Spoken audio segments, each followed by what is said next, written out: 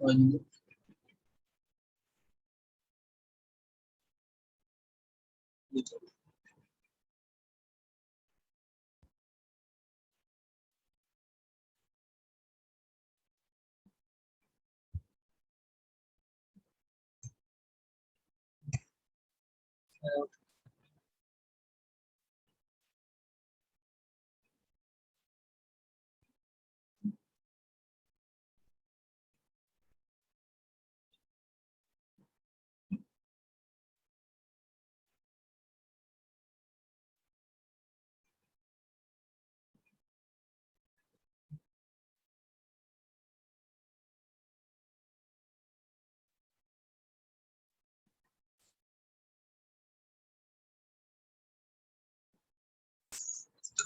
आया था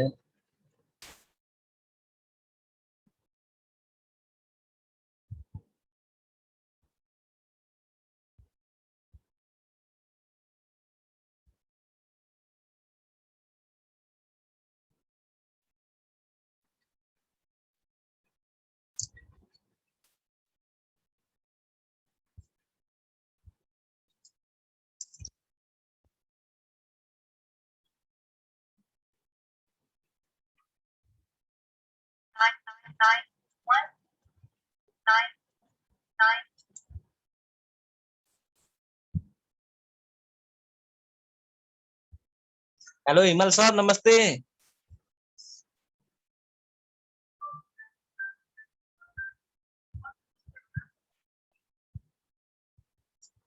हुसैन सर हजुर यो जुम आइडी को पासवर्ड के होला सर पासवर्ड भनिदिनु न मलाई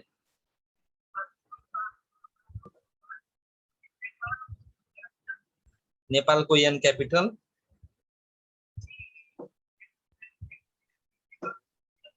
हजुर 1 देखि 325 @ पनि हो र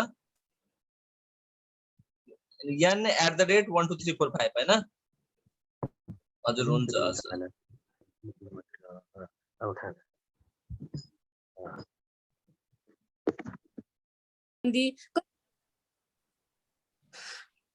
हो दशनामी सम्बन्धी यस्तै जानकारीको लागि यस दशनामी अनलाइन कक्षा सुरु गरेका हौं। आजको कक्षामा शैव दर्शन र सिद्धान्त सन्यासी तथा दशनामी बारे नेपालमा शैव धर्मको प्राचीनता दशनामीको जन्मदेखि मृत्युसम्मका संस्कार संस्कृति बारे थाहा पाउनेछौं। Are you excited? यदि तपाईहरु साच्चै एक्साइटेड हुनुहुन्छ भने कृपया च्याट बक्समा यस लेखी पठाइदिनु होला। म हेर्दै छु। ओके यस यस परविना गिरी कल्पना गिरी सम्झना गिरी ओके तपाईहरु सबैजना एकदमै उत्सुक हुनुहुन्छ। तपाईहरुको यो उत्सुकता मेटाउन स्वागत गरौं। दशनामी समाज केन्द्रीय सदस्य तथा अन्वेषक संस्कार संस्कृति समिति संयोजक हिमाल गिरीज्यू स्वागत छ हिमाल गिरीज्यूलाई। अबको म केही समय यो प्लेटफर्म उहाँलाई हस्तान्तरण गर्न चाहन्छु।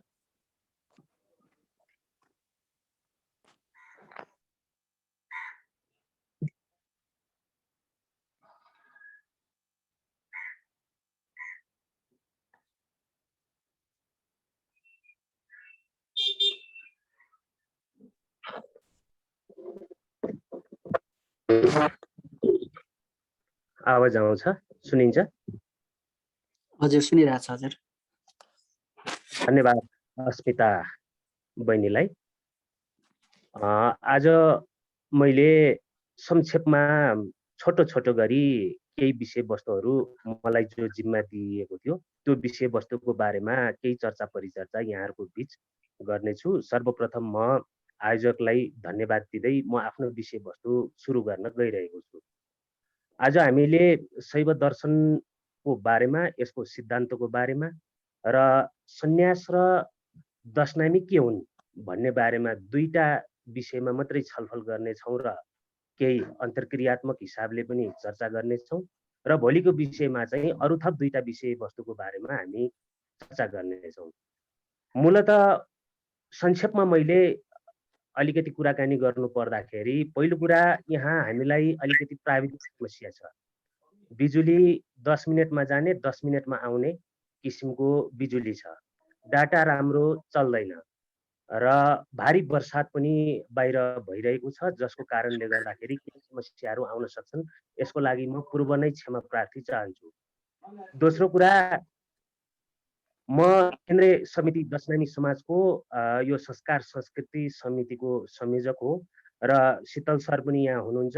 उहाँ पनि हाम्रो टिममा नै हुनुहुन्छ र हामी दशनामीहरूको संस्कार र संस्कृतिको बारेमा थप अनुसन्धान गहिरोसँग गर्ने हिसाबले हामी अलिकति अध्ययनरत छौँ, अनुसन्धानात्मक रत छौँ र केही समयपछि नै 8-10 महिनाभित्रमा नै हामीले जुन हाम्रो चाहिँ उत्सुकता हो, जुन किसिमको जिज्ञासा हो र जे किसिमको खोज हो, त्यो विषयवस्तुलाई चाहिँ हामीले दिन सक्छौँ कि भन्ने एउटा अपेक्षा र कोसिसमा हामी छौँ।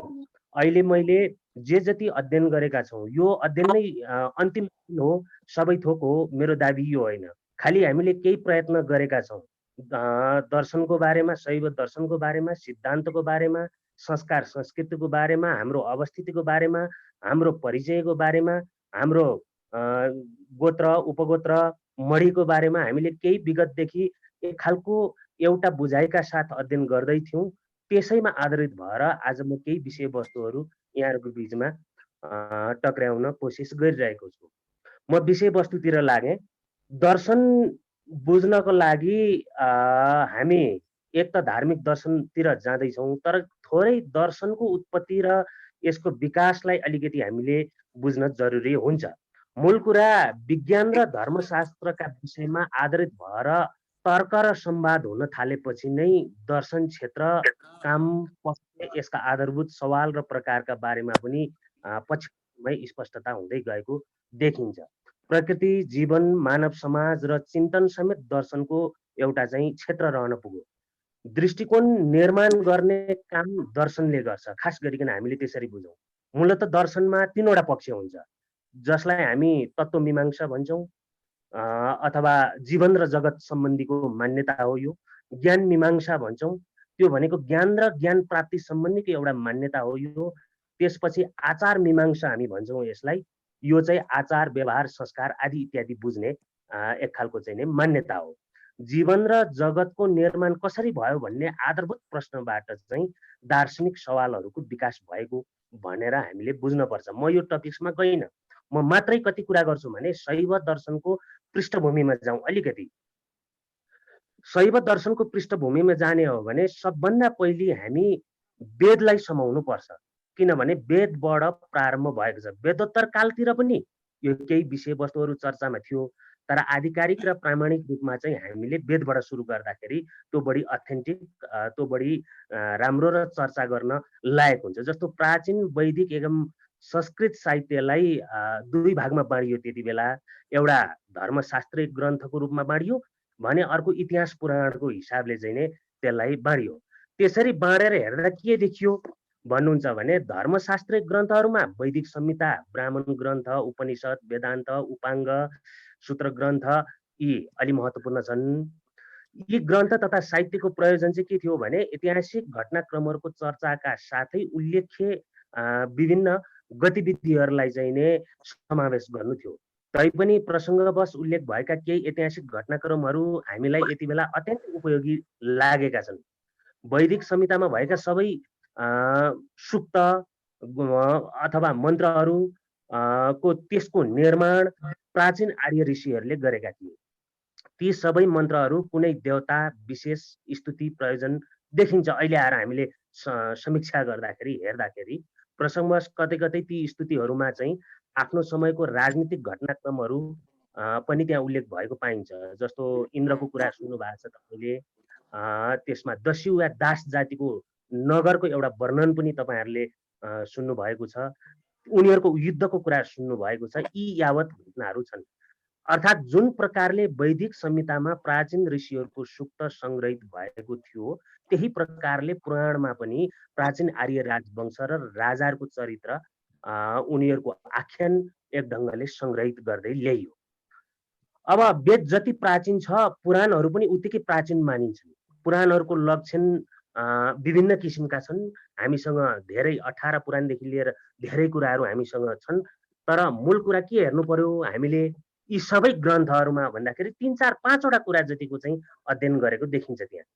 एउटा के भनियो, के चिजलाई समातियो भन्दाखेरि कुन प्रकारले सृष्टिको उत्पत्ति भयो, दोस्रो कुन प्रकारले सृष्टि अब प्रलय हुन्छ है, अथवा कालको विविध मनोन्तर जसलाई हामी विभाग पनि भन्छौँ त्यो के हो, अथवा यी कालखण्डमा कुन वंशले के कस्तो शासन गर्यो, अथवा ती वंशका राजाहरूका चरित्र के थियो भन्ने हिसाबले यी 4-5 वटा कुरामा बढी केन्द्रित देखिन्छ पुराना साहित्य हैन। पुराना ती निधिहरू, पुराना त्यस्ता किसिमका चाहिँ नै ग्रन्थहरू त्यतापट्टिबाट अलिकति बढी के देखिन्छ भन्नुहुन्छ भने आधारित देखिन्छ। तर हामीले वेदलाई केन्द्रित गर्दाखेरि हामी 3-4 कुरामा पुग्छौँ। एउटा के हो भने आर्य जातिको सबैभन्दा प्राचीन ग्रन्थ तथा साहित्य हो भनेर हामीले बुझ्नुपर्छ। दोस्रो प्राचीन दर्शनहरू जस्तो सांख्य, योग, न्याय, वैशेषिक, मीमांसा, वेदान्त, आस्तिक तथा वेद सम्मत अलिकति मानिन्छन् हैन। यसबाहेक वेदको व्यापकता लाई चाहिँ कसरी बुझ्ने भन्ने सवाल छ, यो तपाईँ हामीले पछि छलफल गर्न सक्छौँ। तेस्रो कुरा के देखिन्छ भने प्राचीन आर्यहरूको संस्कृति, सभ्यता र धर्मको एउटा परिचय दिने दस्तावेजको रूपमा वेदलाई लिइयो। र चौथो चाहिँ के हो भने शिक्षा, छन्द, व्याकरण, निरुक्त, ज्योतिष तथा कल्प यी 6 वेदाङ्ग वेद सम्बन्धी विकसित एउटा साहित्यहरू हुन् भनेर हामीले चाहिँ नि बुझ्नुपर्छ। मैले वेदमा यति मात्रै चर्चा गरेँ, यसको अलिक बृहत चर्चा गर्न सकिन्छ तर मलाई टाइम त्यति धेरै छैन र प्राविधिकले पनि मलाई त्यति साथ दिएको छैन। अहिले एकछिनमा जाने एकछिनमा आउने भइरहेको छ। म दोस्रो टपिक कहाँ जाउँ भने वेदमा शिवलाई कसरी प्रस्तुत गरिएको छ भन्ने कुरा हेर्नु पर्यो पहिले। त्यसरी हेर्दाखेरि के देखिन्छ भने तैत्तिरीय संहिताको एक उदाहरण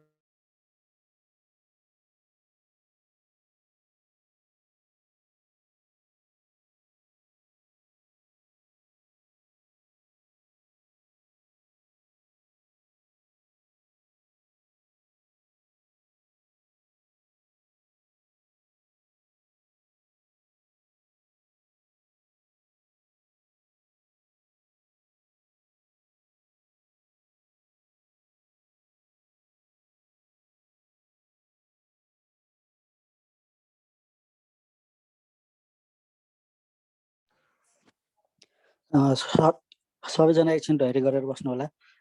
सरको नेटमा केही प्रब्लम भएको कारणले आवाज आएको छैन है। अर्को मोबाइलबाट गरेको छु। म क्षमा प्रार्थी छु किनभने यहाँ मैले अघि नै सुरुमै दर्शाएको थिएँ तपाईहरुलाई यहाँको समस्याले गर्दाखेरि अब यो बीचमा जानेर आउने। अहिले चाहिँ मैले डाटा अन गरेर के गरिराखेको छु भने मेरो आफ्नो प्रोग्रामलाई चाहिँ नि फेरि कन्टिन्यू स्टार्ट गरिराखेको छु। म विषयवस्तुमा अब ढिलो नगरिकन गइराखेको छु र मैले विषयवस्तुलाई अलिकति अझ संक्षेपीकरण गर्नुपर्ने मैले देखिराखेको छु। खास गरिकन म अब सिधै विषयवस्तुमा जान्छु। हाम्रो शैव दर्शनको स्वरूप कस्तो किसिमको छ र हामीले यो दर्शनलाई कसरी बुझ्नुपर्छ भन्नेतिरबाट जाउँ। यसरी हेर्दा के देखिन्छ भने धार्मिक परम्परामा धर्म तथा दर्शनका दुई चिन्तन धाराहरू एक ढङ्गले प्रभावमान रहेर आएको हामीले पाउँछौँ। यो दुई धारा कहिले भिन्दा भिन्दै पनि र कहिले चाहिँ समानान्तर रूपबाट आए। दुई बीचको विभाजक रेखा खिच्न निकै कठिन पनि भयो। विभिन्न ठुल्ठुला साहित्यकारहरूलाई विद्वानहरूलाई अलिकति त्यस्तो स्थितिमा पर्यो। यस सन्दर्भमा हेर्दा आफ्ना देशका जुन जनताले धार्मिक मर्मलाई जाने बुझे र उनीहरूले चाहिँ नि एक खालको दार्शनिक हिसाबले एउटा परम्परालाई त्यही ढङ्गले नै बुझ्दै गए, त्यस्तै ढङ्गले नै बुझे। यही कारणले गर्दा धार्मिक सन्दर्भ चाहिँ विचार परम्परा हुँदै एउटा दार्शनिक मूल्य र मान्यतासम्म विकसित हुँदै आएको तथ्यहरू देखा पर्दछन्। यथार्थमा भन्दा धर्मको व्याख्या गर्ने प्रयासले त्यस धर्मको दार्शनिक स्वरूप बाट एउटा दार्शनिक व्याख्या पनि हुन गयो भनेर नै हामीले चाहिँ नि त्यस बुझ्न अलि सही सम्मत हुन्छ।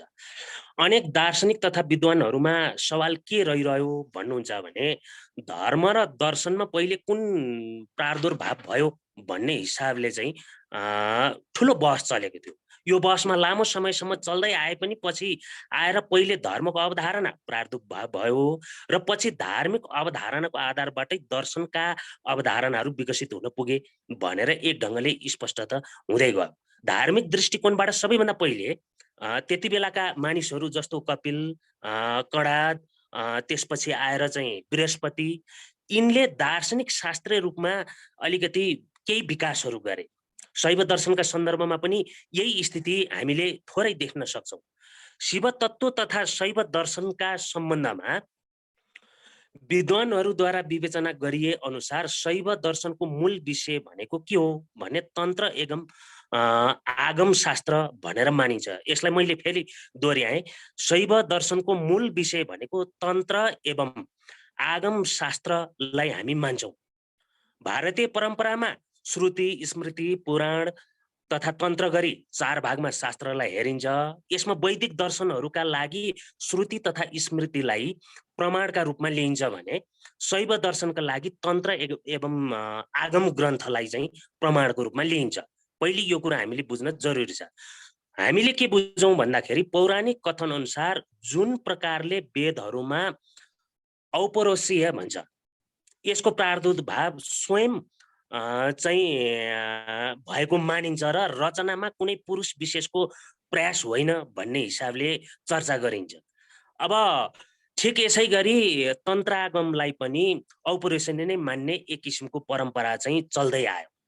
त यसरी यो परम्परा चल्दै आउँदाखेरि कारण तन्त्र तथा आगम शास्त्रमा शैव दर्शनले दिएको पृष्ठभूमिको एक खालको काल, रचना तथा स्थान या त अज्ञात छ भन्नुहोस् या अनुमानमा आधारित छ भनेर हामीले बुझ्दाखेरि बढी उपयुक्त हुन्छ। यो अनुसन्धानकै विषय छ अहिलेसम्म पनि। भारतका एकजना प्रसिद्ध विद्वानले शैव दर्शनका बारेमा एउटा ग्रन्थ प्रस्तुत गर्दै के भने उनले भन्नुहुन्छ भने वास्तवमा विश्वको सृष्टि सक्रिय तत्त्व भनेको देवी हो भन्ने हिसाबले चाहिँ उहाँले चाहिँ नै त्यसरी चर्चा गरिदिनु भयो र यस कार्यमा शिवको भूमिका चाहिँ अलिकति द्रष्टा मात्रै छ है भन्ने हिसाबले एउटा सिद्धान्त प्रस्तुत गर्नुभयो। यही सिद्धान्तका आधारमा वेदोत्तर कालमा शैव मतको दार्शनिक रूपमा एक खालको विचार विमर्श भने हुन थालेको देखिन्छ। अब यसरी हेर्दाखेरि यी विचार ग्रन्थलाई नै आगम ग्रन्थका रूपमा हामी पाउँछौँ। आगम ग्रन्थमा शैव मतको दार्शनिक पक्षको स्वरूपलाई जुन ढङ्गले निर्धारण गरियो त्यो ग्रन्थ नै शैव मतको एउटा प्रथम सैद्धान्तिक अथवा अलिकति प्रामाणिक भन्छु म चाहिँ त्यो ग्रन्थ त्यसरी बन्न पुग्यो भनेर हामीले बुझ्न जरुरी छ। आगम ग्रन्थको रचनाकालमा विषयमा अनेक मतमतान्तरहरू चाहिँ पाइन्छन्। खास गरी किटेर समय भन्न नसके पनि यस सम्बन्धमा आगम ग्रन्थहरूमा सिद्धान्त सम्बन्धी जुन कुरा प्रतिपादन भएको थियो हैन, त्यसको मूल विषय र बीज भनेको उपनिषदहरूमा पाइन्छ भन्ने कुरा चाहिँ अलिकति स्पष्ट देखिन्छ। एक भारतीय विद्वानले के भन्नुहुन्छ भने आगम ग्रन्थको रचनाकाल जुनसुकै होस् तर यसको अस्तित्व पुराणको रचनाकालमा थियो भनेर पछि उहाँले एक खालको चाहिँ नै थेसिस बाहिर निकाल्नु भएको थियो। यसबारे पुराणहरू स्पष्टसँग उल्लेख पनि छ धेरै कुराहरू। दक्षिण भारतमा शैव सन्त तिरुमूलर जस्तो लाग्छ मलाई, तिरुमूलर नै हो, यिनको समय 5औं शताब्दीको निर्धारित गरिएको छ। यस आधारमा आगम ग्रन्थको रचनाकाल त्यस समय भन्दा अलि पहिले नै हो भनेर हामीले मान्न सक्छौँ। भारतीय लेखक डाक्टर यदुवंशीले पनि आफ्नो पुस्तक शैव मतमा चाहिँ के लेख्नुभयो भने आगम ग्रन्थको समय सीमाका बारेमा विवेचना गर्दै उनले शैव सन्त तिरुमूलरको कथनलाई नै आधिकारिक प्रमाण बताएका थिए र उनले वेद तथा आगम दुवै श्रुति नै हुन् भनेका छन्। त्यति बेला लेखित थियो भनेर भनेका छैनन्। उनका अनुसार दुवैमा ईश्वरका वाणी छन्, आगम तथा वेद एक अर्काका परिपूरक हुन् भन्ने उनको एक किसिमको तर्क चाहिँ अलि बढी महत्त्वपूर्ण थियो भन्ने कुरा बुझिन्छ। उनको सिद्धान्त अनुसार यी दुईमा परस्पर कुनै भेद छैन है भन्ने नै बुझ्ने हो हामीले अहिले आएर अध्ययन गर्दाखेरि। दुवैमा एक अर्काका विरोधी पनि छैनन्। उनले उल्लेख गरे अनुसार वेद गाई हो भने आगम ग्रन्थ दूध हो भन्ने किसिमले चाहिँ नै उहाँले व्याख्या गरेका थिए। यस रूपमा हामी शैव मत आगम आधारित भएर पनि वेद मत नै हामीले चाहिँ अलिकति भन्दै आएको वास्तवमा देख्छौँ हामी। किन त्यसो भन्यौँ हामीले भन्नुहुन्छ भने आगमको वैदिक मतमा कुनै विरोध छैन भनिसकेपछि त्यो एउटै ग्रन्थको एकीकृत स्वरूप हुन सक्छ भन्ने हाम्रो कुरा हो। त्यस समयमा तन्त्र ग्रन्थको अभाव थियो हामीले बुझ्दाखेरि। अब तीस्ता तन्त्र ग्रन्थहरू नभइसकेपछि अधिक मात्रामा चाहिँ अहिले पनि उपलब्ध छैनन्। आगम तथा तन्त्र ग्रन्थहरूमा शैव दर्शन सिद्धान्तको एउटा न्यूनता पनि देखिन्छ। यिनमा शैव दर्शनको सिद्धान्त अपेक्षा राखेर शैव उपासना र यसको सूक्ष्मताको अधिक विवेचना त्यहाँ गरिएको चाहिँ हामी पाउँछौँ। तर अधिकतम आगम ग्रन्थमा भने विद्यापाद नाम स्वतन्त्र भागको रचना छ जसमा दार्शनिक विचारहरूको बारेमा विश्लेषण तथा प्रतिपादन गरिएको छ। यस प्रकारको विश्लेषण तथा विचार समानता रहे तापनि वैषम्यता दुवै देख्न हामी सक्छौँ। भनिसकेपछि शैव सम्प्रदायको विकासका सम्बन्धमा संक्षेपमा हामी के सङ्केत गर्न उपयुक्त हुन्छ भने वैदिक ग्रन्थमा रुद्र तथा शिवको जुन सङ्केत छ त्यसले पछि आउने क्रममा उपनिषदहरूमा केही दार्शनिक रूप लिन पुग्यो है। अब यो देखिन्छ। अब यसमा हामीले हेर्ने कुरा एउटा के छ भन्नुहुन्छ भने वास्तवमा पछि आएर के भयो भन्ने कुरा हेरौँ हामीले। पछि आएर विविध सङ्केतहरू जे थिए हैन, ती विविध सङ्केतहरू चाहिँ को एक रूप विकसित हुँदै गएर शिव तत्त्वको अद्भुत स्वरूप तथा स्थिति स्थापना हुन गई शैव दर्शनको रूप एक ढङ्गले विकसित भयो भनेर हामीले बुझ्नु पर्ने हुन्छ। र हामीले शैव दर्शनको गुदी कुरालाई हामीले खोज्नु पर्दाखेरि शैव तत्त्व के हो, शिवत्व के हो भन्ने कुरामा हामी जुन विषयमा केन्द्रित हुन्छौँ त्यो विषय नै हामी हाम्रो शैव दर्शनको मूल विषय हो, महत्त्वपूर्ण विषय हो भनेर हामीले बुझ्न जरुरी छ। र यसमा मैले के अनुरोध गरौँ भने शिव तत्त्वको बारेमा अलिकति लिङ्ग पुराणमा उल्लेख गरिए अनुसार शिवलाई के भनिएको छ भने सद्रूप भनिएको छ अथवा शिव असद्रूप पनि हुन् भनेर भनिएको छ। शिव सत पनि हुन् र असत पनि हुन्, अर्थात् व्यक्त र अव्यक्त दुवै शिव रूप नै हुन् है भनेर एउटा यसरी विषयलाई अगाडि सारिएको छ। दोस्रो कुरा, शिवभन्दा भिन्न केही पनि छैन है।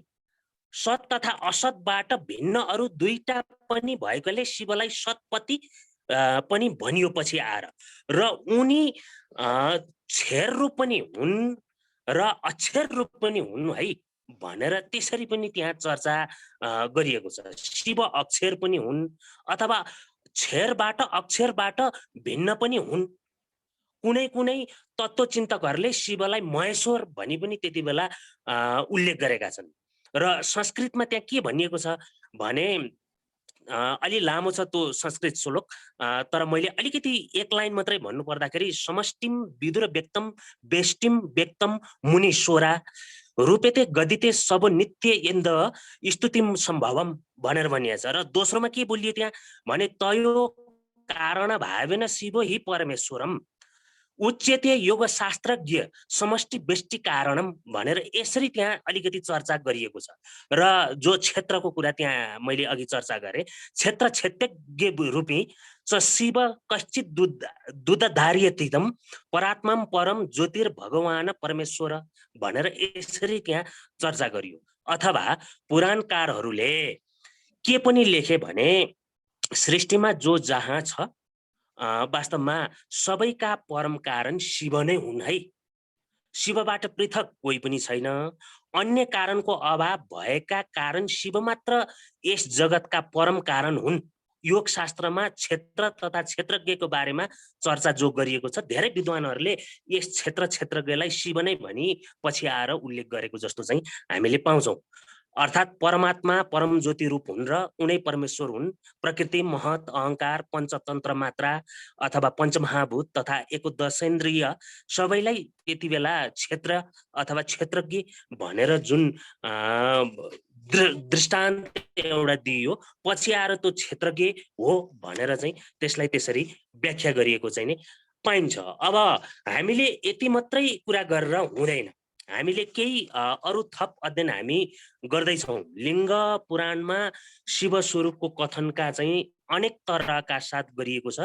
त्यही प्रकारले शिवका विभिन्न नामहरूको पनि कथन त्यहाँ गरिएको छ। जस्तो मुनीश्वरले शिवलाई क्षेत्रज्ञ, प्रकृति व्यक्त, काल, आत्मा भनी व्याख्या गरिएका छन् र केही आचार्यहरूले शिवलाई रागर्णबाट पार तार्ने, क्षेत्रज्ञ, पुरुष, प्रधान, प्रकृति, ज्ञात भएका समस्त विकार जाति सबै शिव स्वरूप हुन् र यसैको तत्त्व चाहिँ अन्तर्निहित जो तत्त्व छ त्यो चाहिँ एउटा दर्शनको रूपमा हो भनेर चाहिँ नै यसरी एक ढङ्गले चाहिँ नै प्रधान पुरुषको रूपमा चाहिँ शिवलाई शिव तत्त्व दर्शनको रूपमा चाहिँ नै डेभलप गर्दै लगे। तर हामीले थोरै सैद्धान्तिक विषयमा हामीले हेर्दाखेरि के देख्छौँ भन्नुहुन्छ भने शैव सिद्धान्तको दृष्टिकोणबाट हामी आगम ग्रन्थलाई चाहिँ कसरी हेरिरहेका छौँ भन्ने कुरातिरबाट अलिकति जाउँ। जस्तो विविध आगम ग्रन्थहरूमा शैव मतका विचार ग्रन्थहरूको सङ्केत एक ढङ्गले चाहिँ नै त्यहाँ गरिएको छ। जस्तो शिवको एउटा स्वरूपलाई हामीले हेरौँ, शिवको स्वरूपका बारेमा के बताइएको छ भने दार्शनिक स्वरूप प्रदान गर्नका लागि तन्त्रागम र शैव मतका विचार ग्रन्थहरूको जो संकेन्द्रण छ यो ज्यादा महत्त्वपूर्ण छ। जस अनुसार शिव नै एक किसिमको सर्वश्रेष्ठ सत्य हुन्, उनी अनादि हुन्, अकारण हुन् तथा स्वत सम्पूर्ण हुन्, उनी सर्वज्ञ छन् तथा सर्वकर्ता पनि उनी नै हुन् भन्ने हिसाबले जो उनको एउटा शक्तिद्वारा साधनहरू प्रयोग गरेर सृष्टिको निर्माण कार्य गर्छन् हैन, तिनी चाहिँ त्यो दर्शन अथवा त्यो शैवत्वबाट चाहिँ नै लिप्त छन् भन्ने हिसाबले चाहिँ जसरी त्यहाँ व्याख्या गरेको पाइन्छ त्यो ज्यादा महत्त्वपूर्ण छ। अब यति हुँदाहुँदै हामीले पनि शिवको तादम्यता के हो भनेर हामीले बुझ्दाखेरि त्यो तादम्यता विश्वसँग छैन, किनभने विश्वबाट उनी अलि परै विश्वलाई नै आफूमा नियन्त्रण गर्ने उनको अस्तित्व चाहिँ नै हो भनेर चाहिँ पछिल्लो चरण अलिकति यी तन्त्रवादीहरूले थोरै व्याख्या त्यसरी पनि गरेको चाहिँ देखिन्छ। खास गरिकन आत्मवादी दर्शनहरूकै मत अनुसार के भन्न सकिन्छ भने यस विश्व तथा यसमा रहने प्राणी शरीरमा आत्मा शिव हुन्। शैव सिद्धान्त अनुसार जीवात्मा असंख्य र शाश्वत छ, सबै परम शिवकै अंश हुन् र उनीबाट सर्वथा अभिन्न छैनन् है भन्ने एउटा निष्कर्ष हामीलाई चाहिँ नै त्यसरी देखाइदिएका छन्। जस्तो जीवात्मा तथा शिव स्वरूप परमात्माको चाहिँ नि एउटा परस्पर सम्बन्धलाई कसरी निर्दिष्ट गर्न सक्छौँ भने जसमा उनको भेदाभेद सम्बन्ध स्थिर हुने गर्छ, त्यो विषयपट्टिबाट हामीले चाहिँ नि आगम ग्रन्थहरूमा शैव दर्शनका मान्यताहरूको एक खालको व्याख्या हामी त्यहाँ पाउँछौँ, जसमा आत्माको कर्मबन्धन पाप हो तथा परम शिवको दया एवं अनुग्रहबाट मात्र उक्त बन्धनबाट मुक्ति मिल्छ है भनेर यसरी हामीलाई चर्चा परिचर्चा गरेको चाहिँ देखिन्छ। अब शैव दर्शनको मान्यता दार्शनिक भावहरूका साथसाथै हामीले कश्मीरी शैव दर्शन अवलोकन हामीले गर्यौं भने कुनै न कुनै रूपमा मत भिन्नता हामी देख्न सक्छौं, किनभने विभिन्न सम्प्रदाय अनुसार शैव दर्शनको विकास क्रम पनि एक खालको देखिन्छ। अन्तर्यमा आएर हेर्दाखेरि अलिकति केही भिन्नताहरू देखिन्छ। जस्तै कश्मीरी दर्शनमा शिवलाई परम पुरुष अथवा पुरुषको अभिव्यक्त मात्र मानिन्छ, जस अनुसार शिव तत्त्वको निवास परम शिवमा नै छ। यस रूपमा शिवलाई परम शिवको सृजना शक्ति भन्न हामी सक्छौं। यो शक्तिलाई चाहिँ नै हामीले 5 मूल रूपमा चाहिँ नै उल्लेख गर्न सक्छौं भनेर अलिकति त्यो दर्शनको यो शैव दर्शनको एउटा सार खिचिएको छ। त्यसमा के कुराहरू उल्लेख गरिएको छ भने चित्त शक्ति अर्थात् परम शिवको परमानन्द शक्ति भनेर एउटा यसरी उल्लेख गरिएको छ। दोस्रोमा आनन्द शक्ति अर्थात् परम शिवको एउटा परमानन्द शक्ति भनेर चाहिँ नै व्याख्या गरिएको छ। तेस्रो चाहिँ इच्छा शक्ति अर्थात् परम शिवको त्यो शक्ति जसद्वारा उनी आफै आफै सृष्टि निर्माण हेतु एक परम इच्छाबाट युक्त हुने गर्दछन् भनेर यसरी व्याख्या गरिएको छ। र अर्को चाहिँ के छ भन्नुहुन्छ भने ज्ञान शक्ति, जसलाई परम शिवले सर्वज्ञानको सामर्थ्य एउटा पाउने गर्दछन्, त्यो प्राप्त गर्ने गर्दछन् भनेर चाहिँ यसरी उल्लेख गरिएको चाहिँ छ। र अर्को अन्तिम शक्ति भनेको चाहिँ क्रिया शक्ति अर्थात् जसबाट उनी आफैलाई अनेक रूपहरूमा विश्व ब्रह्माण्डमा व्यक्त गर्दछन्, उनको शक्तिले आफ्नो यो सामर्थ्य व्यक्त गरेका बेला सृष्टि प्रारम्भ हुने गर्दछ। जीवात्मा सार रूपमा परमशिवको अभिव्यक्ति मात्र हो र भ्रमद्वारा सीमित छ हैन। भ्रमको अर्थ चाहिँ परमशिवमा अन्तर्निहित एवं विलीन र एकाकार हुन जाने शक्ति भनेर हामीले बुझौं। भौतिक विश्वको सृष्टि हुनु पर्व परमशिव अथवा यस अवस्थामा प्राप्त हुने गर्दथे है भन्ने किसिमको चाहिँ नै एउटा व्याख्या त्यहाँ देखिन्छ। यस अवस्थामा परमशिवको चाहिँ नै विश्व ब्राह्मणको सम्बन्ध छ त्यो उनी भित्रै विलीन हुन जान्छ। परमशिवले काल, नेति, राग, विद्या, कल्प, पञ्चविद्या बन्धनमा सीमित गर्दछन् सबै प्राणीलाई। यसको साथसाथ जीवात्माका रूपमा परमशिव अनेक विविधतामा व्यक्त हुने गर्दछन्। यही नै शिव तत्त्व दर्शनको शास्त्रीय ढङ्गले अनुभूत गर्न हामीले सक्यौं अथवा यही नै शिव तत्त्वको मूल दर्शनको रूपमा चाहिँ नै हामीले पायौं। मैले एकदमै संक्षेपमा, यो निकै गहन विषय छ, म आफैले हिजो सिर्जना गरेर प्रकाशित गरेको विषयवस्तुमै चर्चा गर्नु हो भने पनि म 3-4 घण्टामा यो विषयलाई सक्दिनँ। तर मैले यति मात्रै भन्छु, अहिले मोटो रूपमा खास गरिकन केही विषयवस्तुको उठान गरेर आगामी क्लासहरूलाई थप सजिलो बनाउनको लागि मैले अलि बढी प्रयत्न गर्ने तिरबाट यति बेला गइरहेको छु। र अब म दोस्रो च्याप्टर, आजको यो पहिलो च्याप्टर भयो, दोस्रो च्याप्टर भनेको चाहिँ सन्यासी तथा दशनाम भनेर उल्लेख गरिएको छ। त्यो दोस्रो च्याप्टरको बारेमा चाहिँ म एकदम सरल ढङ्गले यो विषयमा अलिकति अगाडि पनि हामीले केही छलफल गरेका थियौँ। यो राष्ट्रिय समावेशी आयोगमा हामीले दशनामी सन्यासीहरूको एउटा प्रतिवेदन बुझाउने सन्दर्भमा हामीले यो विषयमा अलिकति चर्चा गरेका थियौँ। त्यो विषयमा म फेरि संक्षेपमा यहाँहरूको बिचमा चर्चा गर्ने अनुमति चाहन्छु। म एकचोटि यहाँहरूलाई सोधौँ, मेरो आवाज सुनिरहनु भएको छ कि छैन? मेरो आवाज सुनिरहनु भएको छ? सुनिएको छ सर। ल, म दोस्रो च्याप्टरमा गएँ।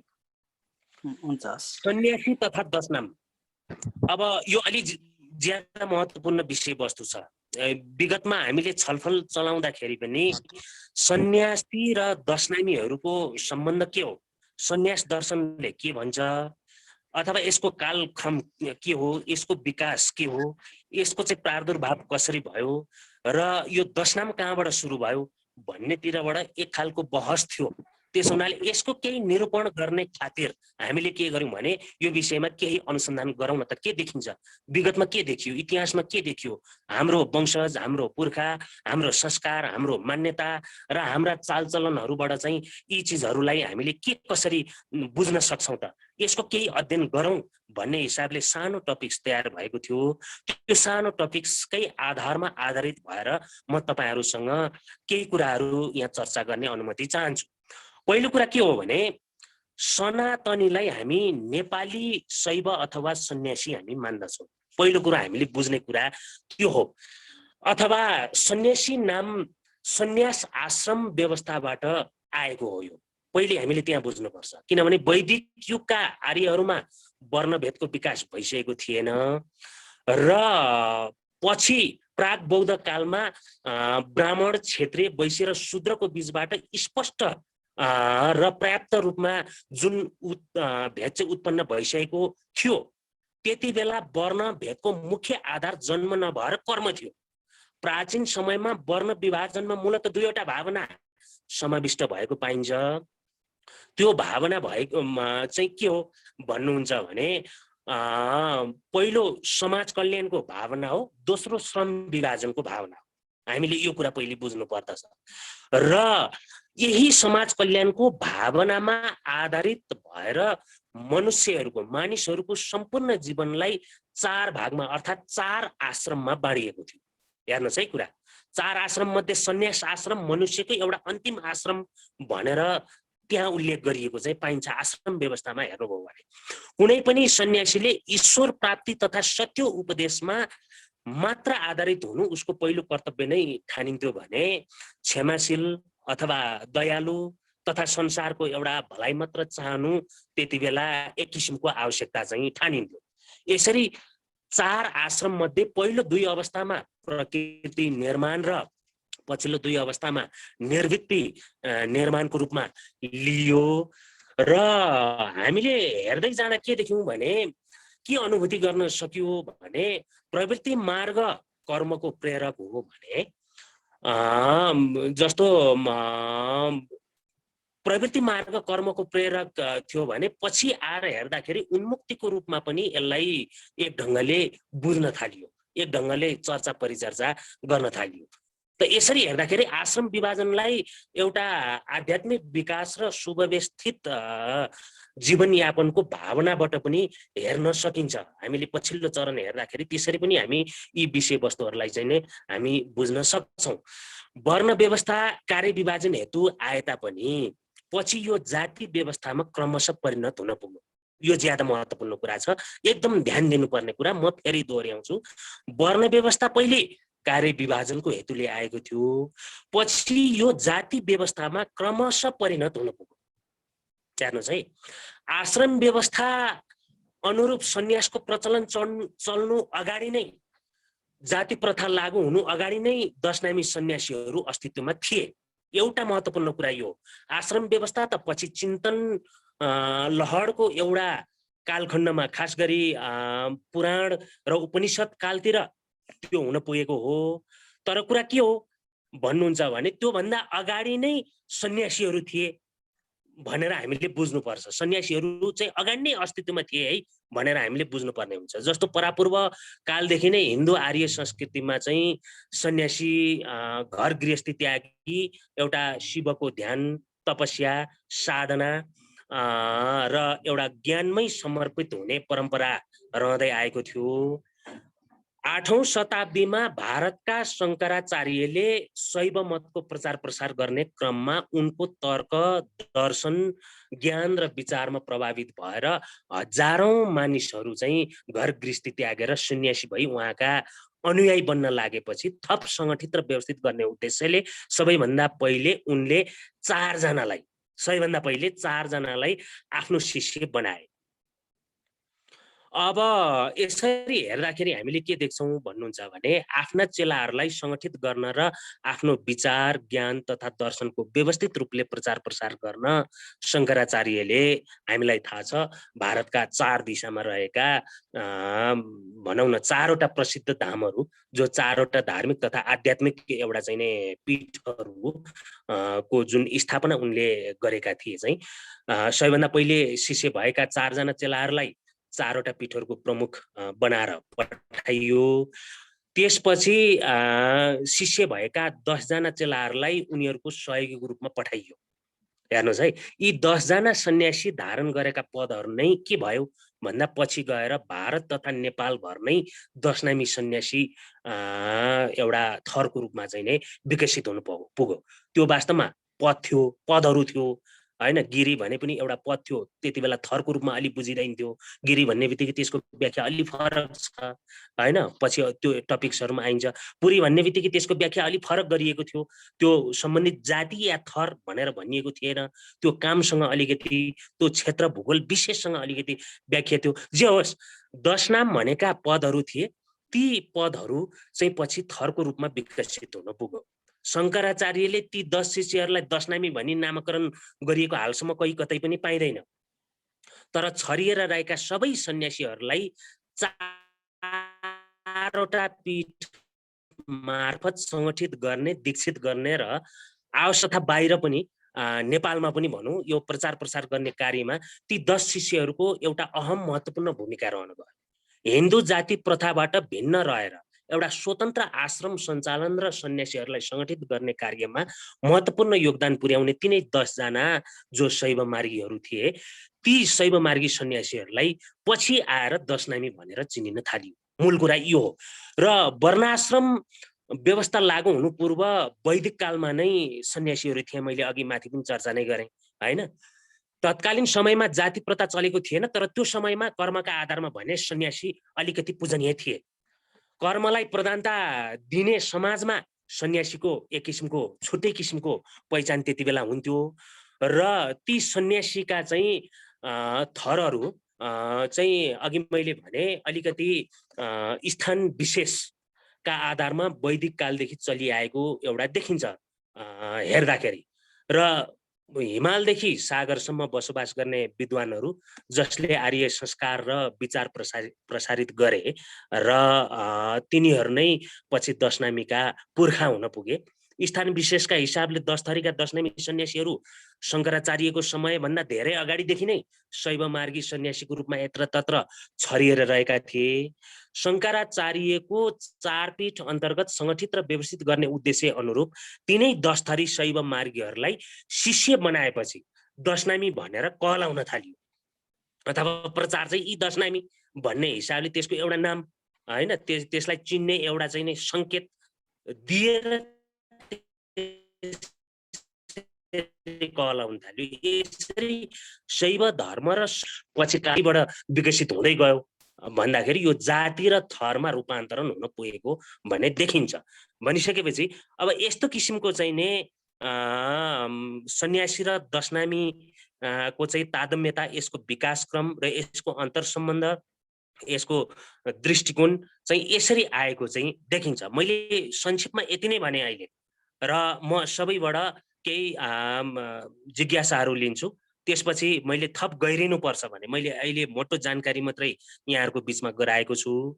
यसमा थप गहिरेर मैले थप चर्चा गर्नुपर्छ भने म यहाँहरूसँग फेरि पनि चाहिँ नै छलफललाई चाहिँ नै निरन्तरता गर्नेछु। मैले अहिले मोटो रूपमा यो दुईटा टपिक्समा यति नै कुरा गरेँ। म अब जिज्ञासातिर अनुरोध गर्दछु। म राखौँ हिमाल सर? हजुर राखौँ। धन्यवाद। यो हजुरले भन्नुभयो 4 जना जुन शक्तिपीठका पुजारीहरूका सहयोगी चाहिँ 10 जना चाहिँ दशनामी भएर आए। त्यो जुन मुख्य 4 जना थिए तिनीहरूको चाहिँ के भयो? तिनीहरू ब्राह्मणकै रूपमा रहे कि तिनीहरूको त्यतिमै सकियो तिनीहरूको कर्म? अनि यसको चाहिँ कस्तो किसिम अरु कसैको छ? एकैचोटि दिउँ कि पालो पालो दिँदै जाउँ? एकैचोटि दिउँ कि पालो पालो दिँदै जाउँ? अहिले चाहिँ क्वेसन के अरे दिइरहनु, पछि एकैचोटि चाहिँ क्वेसन वाइज दिइरहनु हुन्छ सर। हुन्छ ल, अरु कसैको क्वेसन छ भने?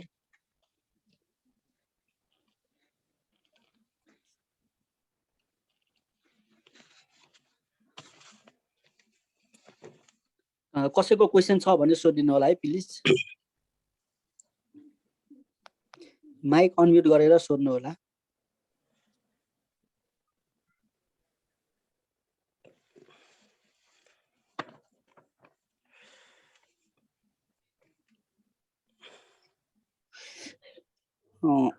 अहिले चाहिँ यसकै क्वेसन यसकै एन्सर दिँदा चाहिँ ठिक होला सर।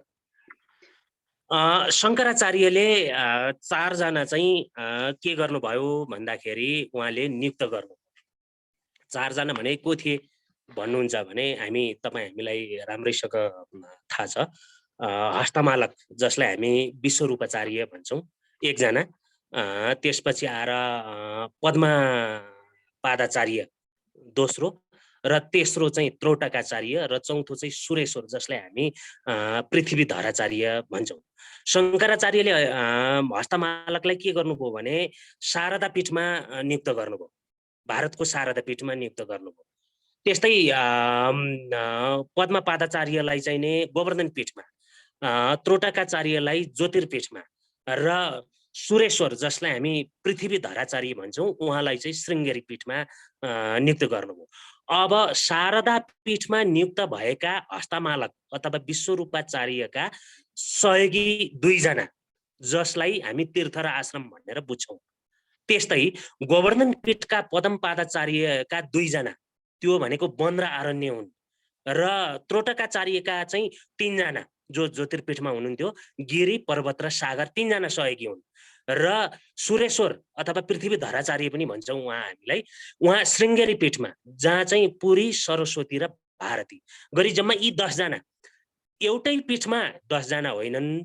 शारदा पीठमा 2 जना, गोवर्धन पीठमा 2 जना, ज्योतिर्पीठमा 3 जना र श्रृङ्गेरी पीठमा 3 जना नियुक्ति गरिएका थिए।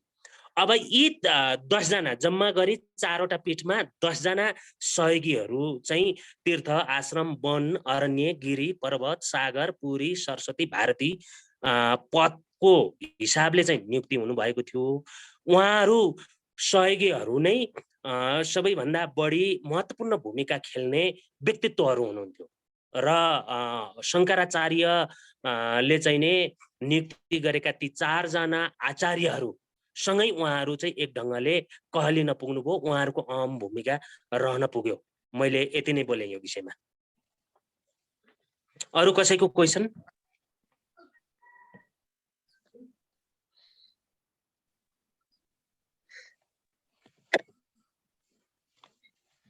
अहिले छैन होला सर, अब हामी कन्टिन्यू गरौँ।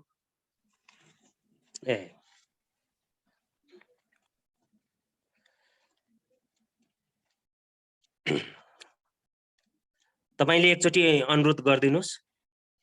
अरू कोही हुनुहुन्छ कि? कोही अरू कुनै पनि क्वेसन सोध्न चाहनुहुन्छ भने अहिले सोध्न सक्नुहुन्छ। सबैजनाले आफ्नो माइक अनम्युट गरेर आफ्नो क्वेसन कृपया सोध्नु होला है। कुनै पनि क्वेसन छन् भने सोध्नु होला। दुईटा च्याप्टरमा चाहिँ हामी भोलि छलफल गर्नेछौँ। दुईटा च्याप्टरको विषयमा आज मैले दुईटा च्याप्टरको विषयमा मात्रै कुराकानी गर्दैछु। भोलि अझ महत्त्वपूर्ण च्याप्टर छ, त्यो दुईटा च्याप्टरमा हामी छलफल भोलि गर्नेछौँ।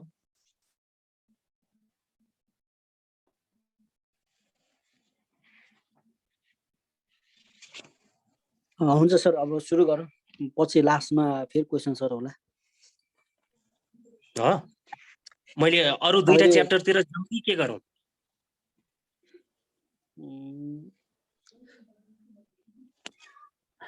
अर्को एउटामा चाहिँ जानु, एउटा संस्कार संस्कृतिको बारेमा चाहिँ भोलि गरौँला सर। ल, संस्कार संस्कृतिको बारेमा गरौँ। नेपालमा शैव धर्मको एउटा प्राचीनताको बारेमा चाहिँ नै अलिकति मैले केही चर्चा गर्नुपर्छ होला।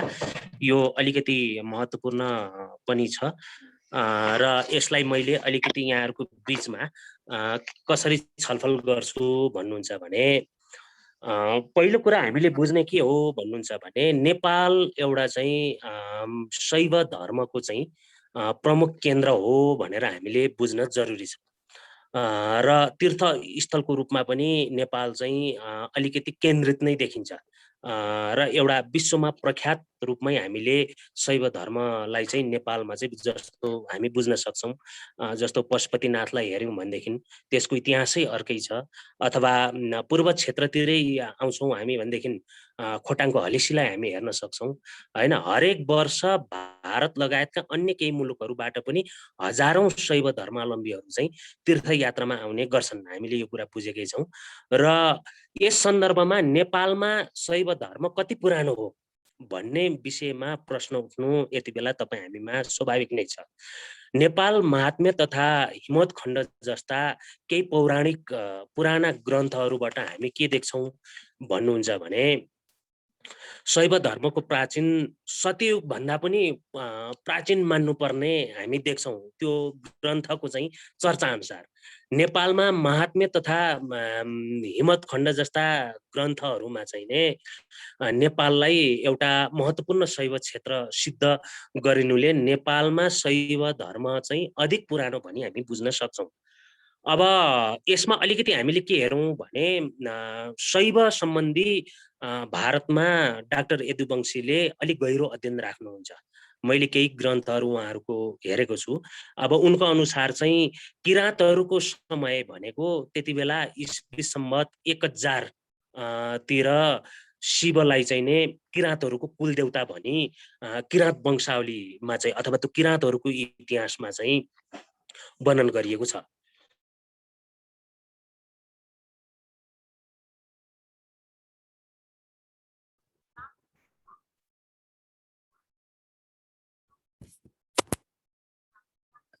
हेलो सर, हजुर सर, हिमाल सर तपाईको आवाज आएन, अनम्युट गर्नु त तपाईले। हो, मेरो अनम्युट नै छ, सुनिन्छ? सुनियो सर, अहिले सुनिन्छ? हजुर सुनियो सर, सुनियो अहिले। म फेरि कन्टिन्यू गरेँ, म क्षमा चाहन्छु, केही मिस्टेक भयो होला।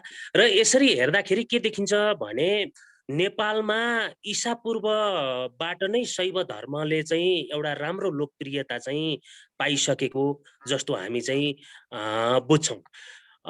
नेपालमा शैव धर्म अझ प्राचीन कालमा रहेको कसरी पनि बुझिन्छ भने ब्राह्मण ग्रन्थमा उत्तर अथवा उत्तर पूर्व दिशालाई चाहिँ रुद्रको विशेष आवास भनेर त्यहाँ लेखिएको छ। उत्तर पूर्व भनेर नेपालतिरै सङ्केत गरेको कुरा स्पष्ट छ, किनभने वैदिक कालमै नेपालमा शैव धर्म स्थापित भइसकेको कुरामा केही आनुषङ्गिक प्रमाणहरू पनि हामी पाउँछौँ। जस्तो यजुर्वेद अन्तर्गत शतरुद्री स्तोत्रोतमा चाहिँ रुद्रलाई एक किसिमले गिरिसन्त हैन अथवा गिरित्र अथवा गिरिश गिरिचर तथा गिरिशय आदि भनी चर्चा गरिएको छ र उनलाई पर्वतीय क्षेत्रहरूसँग सम्बद्ध गरिएको छ। शतरुद्री स्तोत्रमा चाहिँ नै रुद्रलाई पुनः पशुपति अथवा बानानमपति अथवा वनका मालिक हैन भनिएको छ र पछि रुद्रलाई वनेचर जातिहरूसँग अलिकति सम्बन्धित देखाइएको छ। वनेचर जातिहरू ताम्र युगको आरम्भसँगै ईसा पूर्वको 2550 वर्ष अगाडि उत्तरी हिमालयको पहाडी र उपत्यकाका क्षेत्रमा जहीँ तहीँ बसोबास गर्दथे र ती जातिहरू चाहिँ किराँतीहरू थिए भनेर हामी बुझ्छौँ। त यी तथ्यहरूबाट विचार गरी हेर्दा ईसा पूर्व 2550 तिर नै हिमालयको उपत्यकातिर शैव धर्मको एउटा स्थापना भएको कुरातिर जुन सङ्केत गर्छन्, मूलतः नेपाल हिमालय उपत्यका र पहाडी क्षेत्रको रूपमा चाहिँ नै अवस्थित रहेको हुनाले ती तथ्यहरूबाट नेपालमा पनि स्पष्टता के लागू हुन्छ भन्दाखेरि शैव धर्मको प्राचीनता चाहिँ नै धेरै पुरानो छ नेपालमा भन्ने कुरा हामीले बुझ्नुपर्ने हुन्छ। जस्तो यो कुरा चाहिँ कसरी पनि हामीले बुझ्छौँ भन्दाखेरि शैव सम्प्रदायहरूको विकास क्रमबाट पनि हेर्दाखेरि अलिकति थाहा हुन्छ, किनभने शैव सम्प्रदायहरू के थियो भन्नेतिरबाट हेर्दाखेरि ती शैव सम्प्रदायहरूमा अहिले प्राप्य अथवा उपलब्ध शिलालेखहरू त्यति बेलाका प्रमाणहरूबाट के देखिन्छ भन्ने कुरा हो। जस्तो शैव सम्प्रदायको इतिहास तथा यसको विकासको स्वरूप अत्यन्त विस्तृत छ र यो अलिकति उल्झिएको पनि छ। हेर्नुहोस्, यसलाई अलि गाँठो फुकाउन पनि धेरै प्रयत्न गर्नुपर्ने जस्तो देखिन्छ। जस्तो वेदकालमा कल्पना गरिएको रुद्र तथा शिव स्वरूप पछि परिवर्तित कालमा आएर त्यही स्वरूप एक दार्शनिक र सैद्धान्तिक विचारधाराको रूपमा विकास भयो र त्यसका अलग अलग विचार अनुसार अनेक थरीका सम्प्रदायहरूको चाहिँ स्वरूप त्यहाँ ग्रहण हुन पुग्यो। हेर्नुहोस् है, जस्तो नेपाली शैव धर्ममा कुन कुन शैव सम्प्रदाय चलेको थियो यो कुरो जान्न चाहिँ हामीले हेऱ्यौँ भनेदेखि शिलालेखका आधारबाट केही शैव सम्प्रदायहरूको नाम जान्न हामी सफल हुन्छौँ र तिनीहरूको राम्रो परिचय दिने समस्याहरू त छ, कठिन त छ, तर धेरै शिलालेखहरूमा चाहिँ नै शिव नमस्कार अथवा राजाहरूको पशुपति भट्टाकर पादानुगृहत अथवा यस्तै यस्तै एक खालको चाहिँ नै उपाधिहरू चाहिँ हामी देख्छौँ। त्यसबाट पनि के देखिन्छ भन्दाखेरि हाम्रो शैव मत नेपालमा कति धेरै पुरानो हो र यो कति अगाडिदेखि चलेर आएको हो भन्नेतिरबाट चाहिँ नै हामीले बुझ्छौँ। हेर्नुहोस्, अब प्राचीनताको दृष्टिकोणले हेर्दाखेरि वास्तवमा दुईवटा कुरा हेर्नुपर्छ। एउटा कुरा के हेर्नुपर्छ हामीले भन्नुहुन्छ भने वेदकाल भनेको ईसाको प्रारम्भतिरकै काल हो, त्यहाँ रुद्र भनेर हामी बुझ्छौँ र वेदकालदेखि नै के देखिन्छ भन्नुहुन्छ भने नेपालमा शैव धर्मको एउटा बीजारोपण, एउटा प्रादुर्भाव, एउटा उद्भव हामी त्यहाँ देख्छौँ भने प्रामाणिक रूपमा शिलालेखको हिसाबले विभिन्न ग्रन्थ पौराणिक ग्रन्थहरूको हिसाबले चाहिँ 5औं शताब्दीबाट यता अलि बढी डेभलप भएको अथवा प्रामाणिक हिसाबले तथ्यसङ्गत हिसाबले हामी चर्चा गर्न सक्छौँ। त्यसो हुनाले नेपालमा अहिले आएर अनुसन्धान गर्दाखेरि के कुरा देखिन्छ भन्नुहुन्छ भने कुनै धर्म पुरानो थियो भने त्यो शैव धर्म चाहिँ अलि बढी पुरानो हो कि भन्ने अनुमान हाम्रो छ, किनभने विभिन्न ब्राह्मण ग्रन्थदेखि लिएर विभिन्न किसिमका पुराण उपनिषदहरूलाई हेर्दै जाँदाखेरि भारतमा भन्दा नेपालमा अझ पुरानो हो कि शैव धर्मको प्राचीनता चाहिँ अझ बढी पुरानो हो कि भन्ने केही तथ्यहरू केही अन्वेषणहरूबाट हामी पाउँछौँ। किनभने यो चाहिँ अलिकति सभ्यतासँग गाँसिएर आएको छ। सभ्यतासँग गाँसिएर आएको विषय हुनाले हामीले धर्मको प्राचीनतालाई हेर्दाखेरि मानव समुदायको सभ्यतालाई पनि अलिकति हेर्नुपर्ने हुन्छ। त्यसरी हेर्दाखेरि सुरुमा धार्मिक दृष्टिकोणले अलि बढी व्यवस्थित हुन खोजेको र प्रादुर्भाव भएको भनेको चाहिँ अलि शैव धर्म त्यति बेला रहेछ कि भन्ने प्रमाणहरू चाहिँ हामीले हेर्दैछौँ, अध्ययन गर्दैछौँ, केलाउँदैछौँ। अब अहिले किटेर शैव धर्म नै सबैभन्दा प्राचीन हो, अरू नेपालका धर्मभन्दा भनेर भन्न सक्ने स्थिति चाहिँ अहिले छैन।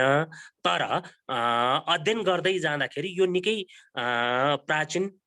प्राचीन समयमा पनि निकै लोकप्रिय धर्मको रूपमा चाहिँ भने हामी यसलाई पाउँछौँ। मैले शैव धर्मको प्राचीनताको बारेमा संक्षेपमा यति नै कुरा गरेँ।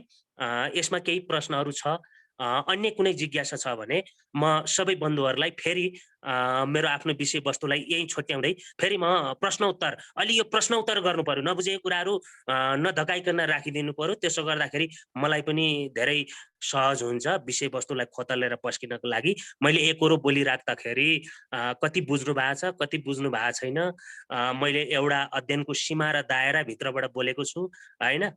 नबुझेको कुराहरू यहाँहरूले प्रश्न गरिदिनुहोस् प्लिज।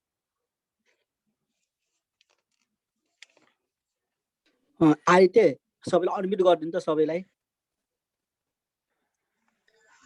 हाम्रो भूपेन्द्र गिरी सरले हात उठाउनु भएको छ। दीपक सर केही सोध्नु त? ल म अनम्युट गरेँ। अनि हाम्रो च्याट बक्समा एउटा क्वेसन पनि छ, त्यो भनिदिनुहोस् प्लिज। च्याट बक्समा चाहिँ शिखा र सूत्रको बारेमा चाहिँ अलिकति भन्नुहोस् न भन्ने कुरा आएको छ। के को बारेमा? शिखा र सूत्र भन्ने बारेमा चाहिँ कि पर्दैन? शिखा र सूत्र भन्नाले जनै र टुप्पी राख्नु पर्छ कि पर्दैन? पर्दैन, त्यो हाम्रोमा हुँदैन। फेरि यसको विषयमा त अन्य दार्शनिकहरू भन्नुहुन्छ जसको शिखा र सूत्र छैन कि मुस्लिम हुनु पर्यो कि क्रिस्चियन हुन सक्नु पर्यो, ऊ वैदिक सनातन भित्रको धर्मै पर्दैन भन्नुहुन्छ त। कोही दशनामी समाजमा कसैले शिखा र सूत्र प्रयोग गर्नु भएको छ, कसैले देख्नु न। मङ्गलम भगवान विष्णु, मङ्गलम गौड ध्वज, मङ्गलम पुण्डरी काछे, मङ्गलाय तनोहरी भनेर केही कुरो बाचा गर्न पर्दा त शिखा र सूत्र नछोइ त हामीले कसरी प्रयोग गर्ने? यस विषयमा सरको भनाइ के छ? मूल कुरा के हेर्नुपर्छ भन्नुहुन्छ भने हाम्रो धर्म कस्तो थियो विगतमा, आगतमा कस्तो छ र हाम्रो सम्प्रदाय कस्तो छ भन्ने कुरा। अब तपाईलाई एउटा कुरा भनिदिन्छु, सोलुखुम्बु जिल्लामा भारतीयहरू हुनुहुन्छ, हेर्नुहोस् है। उहाँ भारतीयहरूले हिजो अस्ति 12 गते देवाली गर्नुभयो, देवाली गर्नुहुन्छ। अब वास्तवमा भारतीयले त देवाली गर्दैनन् हैन, देवाली गर्दैनन्, तर उहाँहरू देवाली गर्ने भारतीय हुनुहुन्छ। हेर्नुहोस्, भारतीय ठुलो संख्यामा छ यहाँ हैन, करिब 70-80 घर धुरी परिवार सोलुखुम्बुमा हुनुहुन्छ।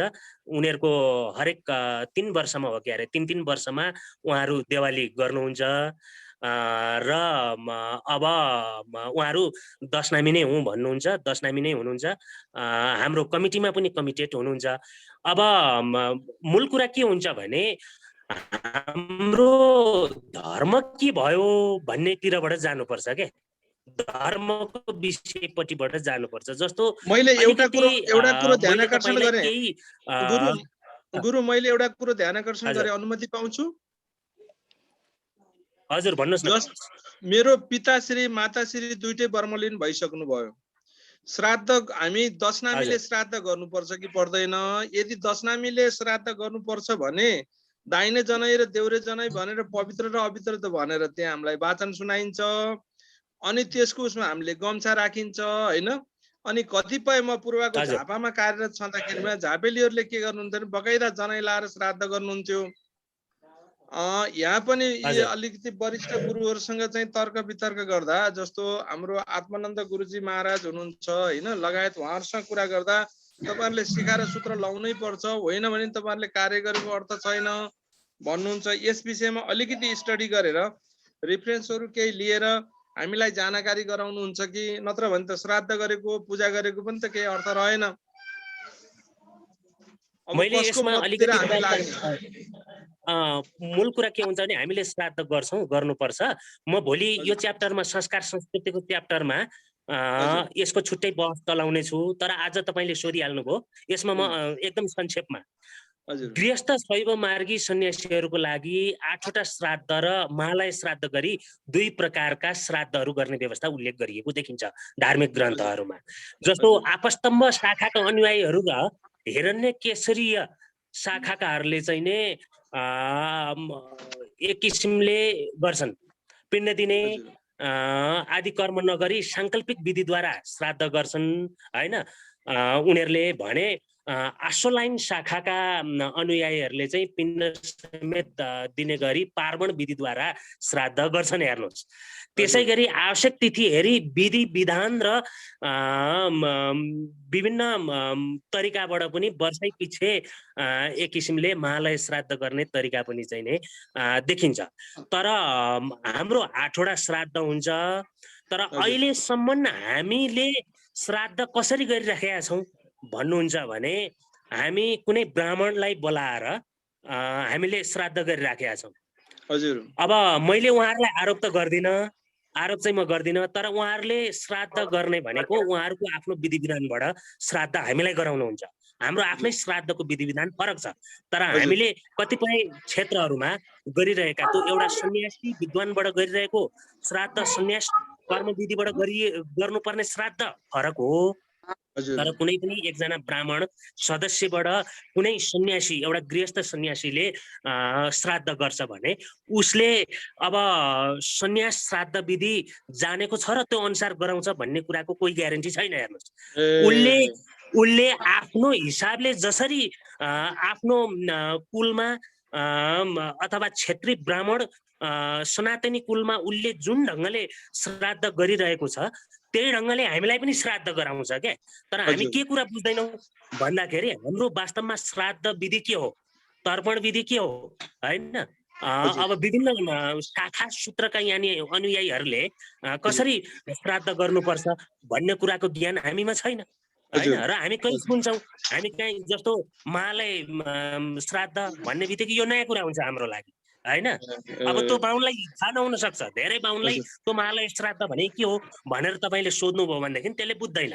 केही अध्ययनशीलले चाहिँ अलिकति बुझ्छ, यो यस्तो हो भन्छ हैन। भनिसक्यो, बुझ्नुभयो नि तपाईँले मैले भन्न खोजेको कुरा बुझ्नुभयो नि हैन। त्यो हो के। अब जस्तो के हुन्छ भने साङ्कल्पिक विधिद्वारा, हेर्नुहोस् है, साङ्कल्पिक विधिद्वारा गरिने हुन्छ एक खालको श्राद्ध हैन। जस्तो मैले भनिहालेँ, 2 खालको आपस्तम्भ र हिरण्यकेशीय 2 शाखाकाहरूले अलि भिन्न भिन्न ढङ्गले श्राद्ध गर्ने गर्दछन् हैन।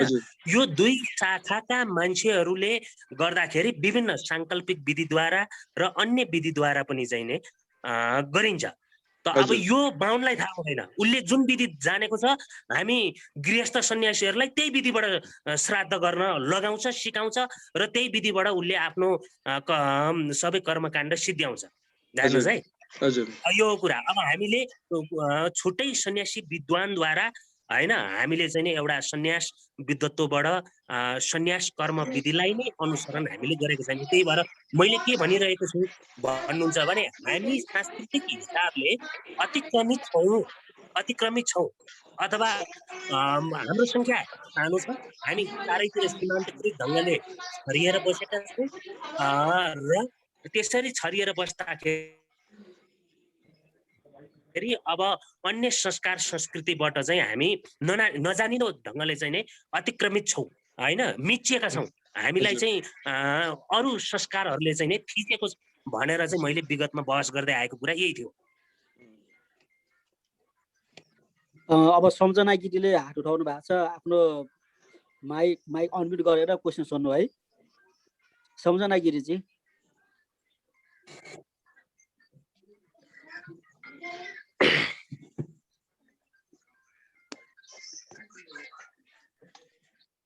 सम्झना गिरी उहाँले बोल्नु भएन। रामचन्द्र गिरीज्यू तपाईँको माइक अनम्युट गरेर क्वेसन सोध्नु है। यो गुरु हाम्रो कुल पूजा म चाहिँ सुदूरपश्चिमको हो, बझाङ जिल्लाको। मेरो कुल पूजा चाहिँ दसैँ टाइममा गर्छन् होइन। यसको कुनै स्पेसिफिक टाइम छ कि वा हामीले आफ्नो चलनमा गर्ने के छ सर गुरु हाम्रो ग्रन्थमा?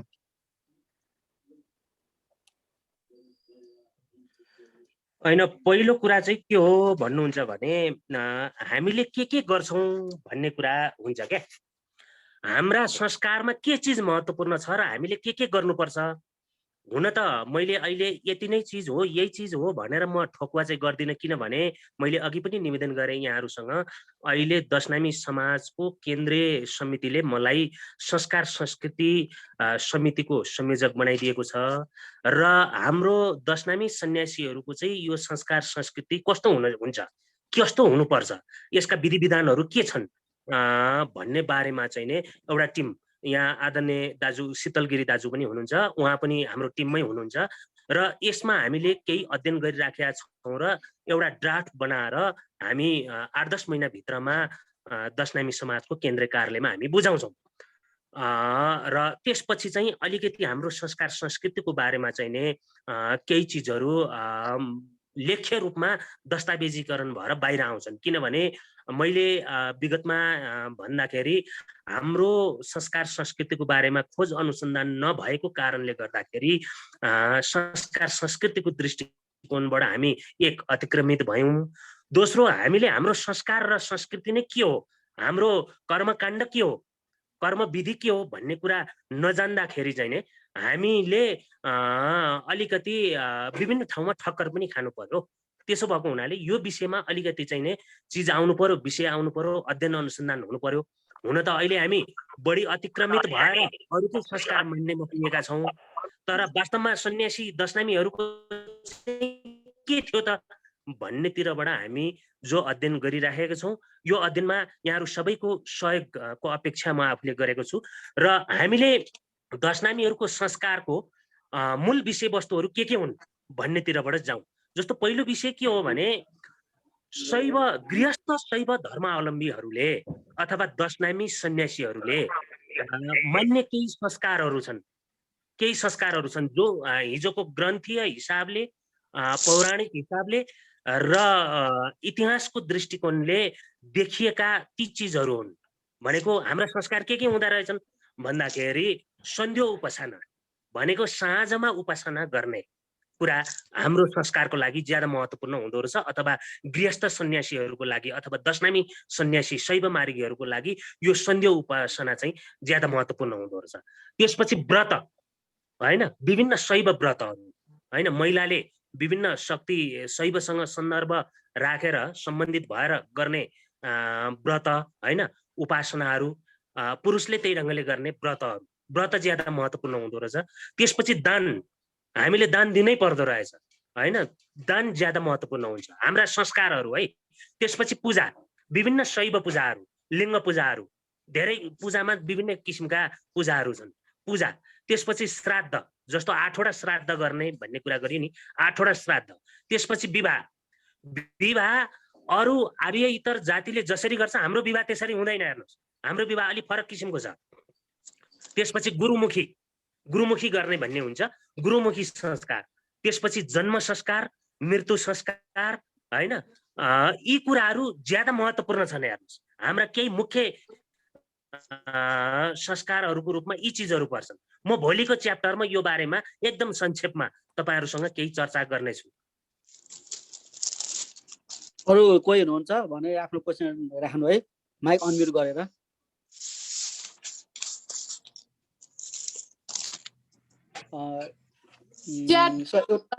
तयारीको लागि भोलिको चाहिँ जवाफको लागि आज एउटा क्वेशन राखे है सर, हुन्छ? भन्नुहोस्। अब मानिस जन्मदा कुनै जातै हुँदैन, शूद्र हुन्छ। उसको विद्वत्ताको आधारले गिरिपुरी भारतीय अथवा ब्राह्मण क्षेत्री के हुने हो, उसको विद्वत्ताको आधारमा र कर्मको आधारमा हुन्छ भनेर यिनै शास्त्रले भनेको छ। जस्तो उदाहरणको लागि डाक्टर रमानन्द पुरी ब्राह्मण जातका थिए, उनी प्रमोसन हुँदै हुँदै गएर पछि गिरी बने। भने अब हाम्रो पनि हामी एउटा सन्यास कर्मका 10 नामी मध्येबाट जन्म त लियौँ, हामीले चाहिँ सन्यासीका कर्म त केही पनि गरेका छैनौँ। त्यसमा त हामीले गिरी लेख्नु भनेको त उही जन्मजात सन्यासी भएर लेख्नु मात्रै हो होइन र? अब यस विषयमा एउटा वर्कसप राखेर जुन हजुरहरूले एउटा मार्गदर्शन गर्नुहुन्छ त्यो मार्गदर्शन चाहिँ नअल्मलियोस् के, किनभने हजुरकै भनाइबाट आज शङ्कराचार्यको 4 मठ पछि 1200 वर्ष बित्यो। अहिलेसम्म हामी बाहुनको संस्कार गर्दै रहेछौँ, हाम्रो संस्कार त रहेनछ।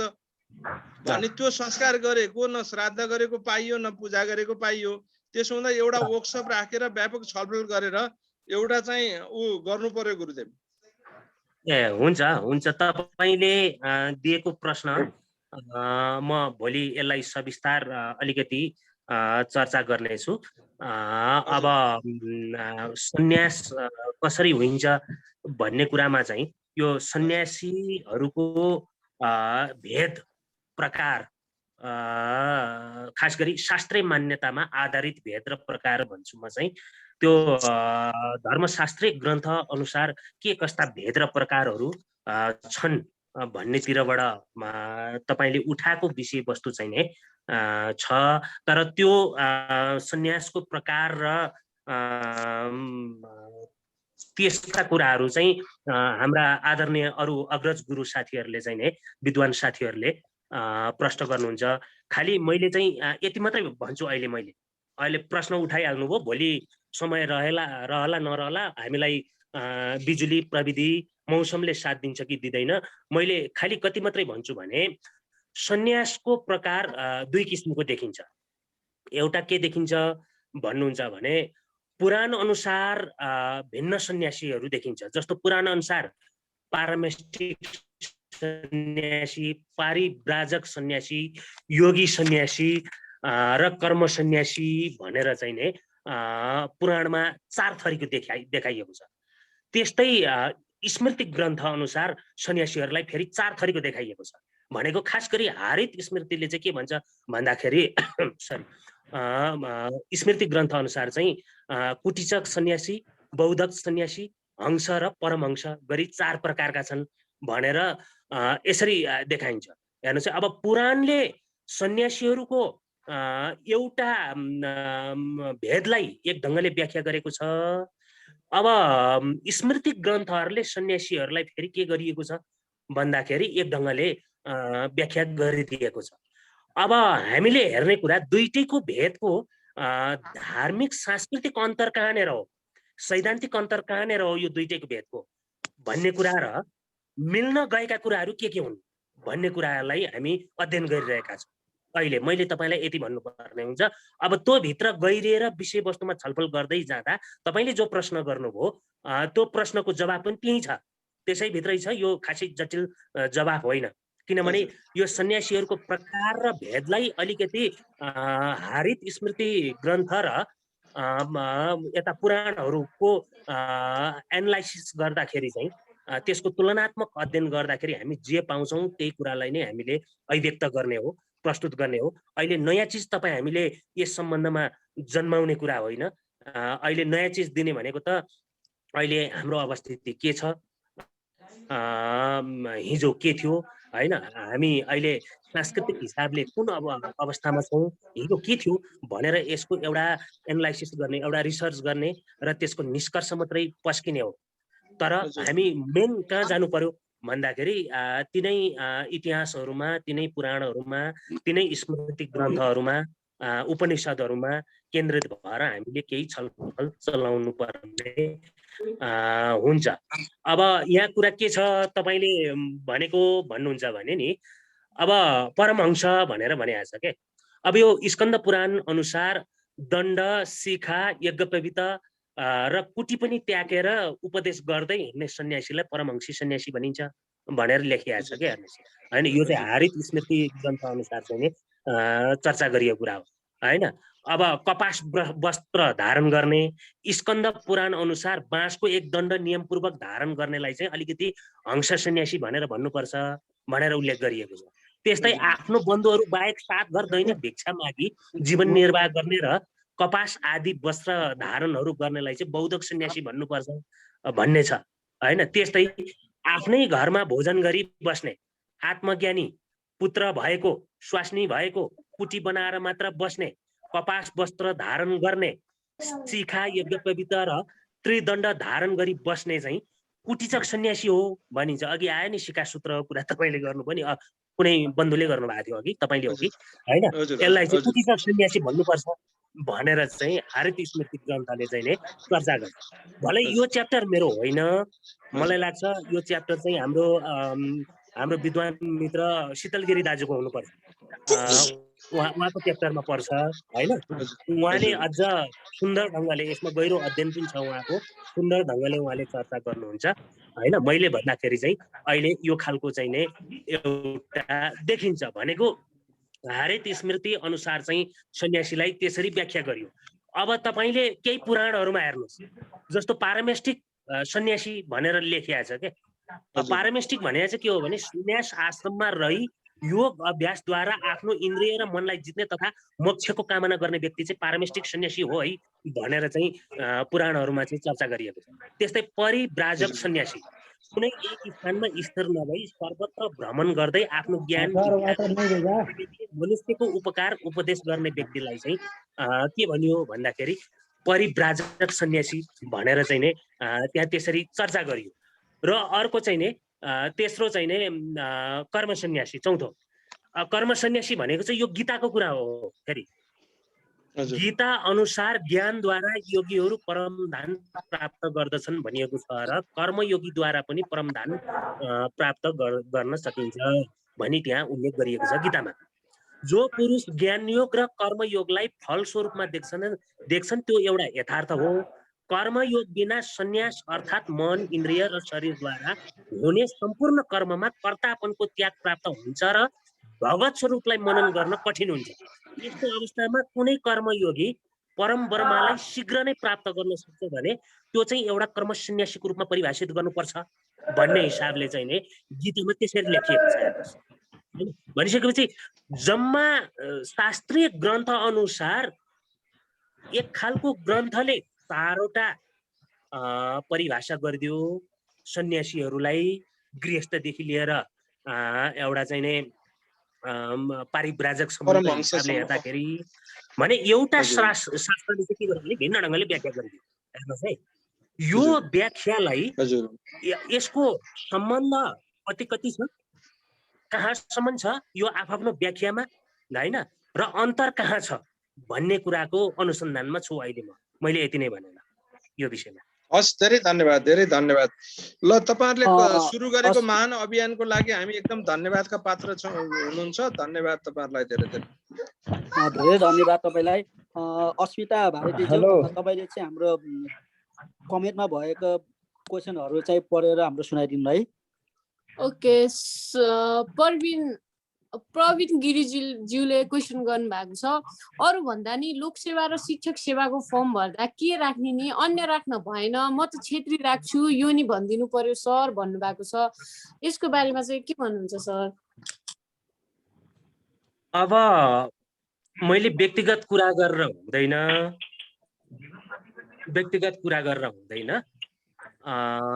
यो विषयमा लोकसेवाको मात्रै होइन, मैले त अस्ति पनि दशनामी समाजभित्र कुरा गरिसकेको छु।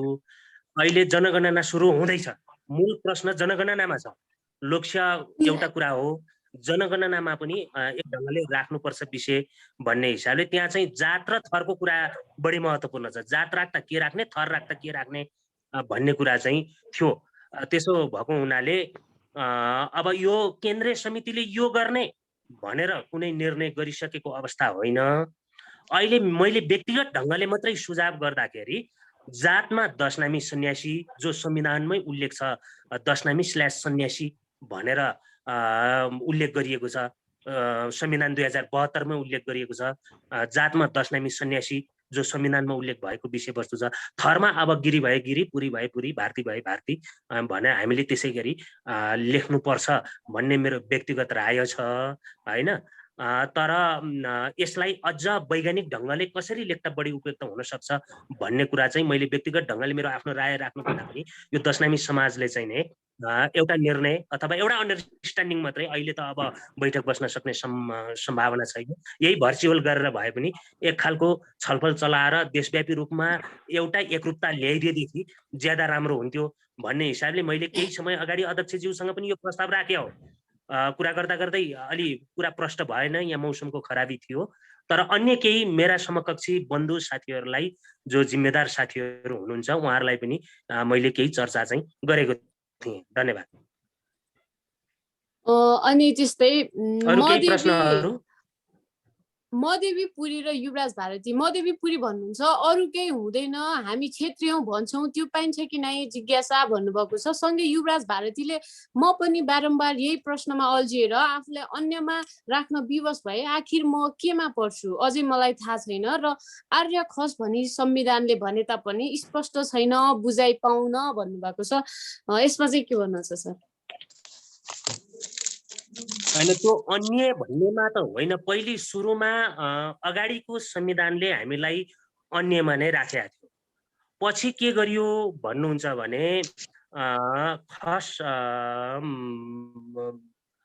भनेर चाहिँ आर्य खस भनेर चाहिँ पछि राखियो हैन। आर्य भनेर चाहिँ त्यतातिर आर्य खसतिरबाट हामीलाई व्याख्या गरियो र आर्य खस भित्रको दशनामी सन्यासीहरू भनेर एउटा सानो नाम, एउटा पहिचान दिने एउटा वातावरण चाहिँ तयार गरेका छ हैन।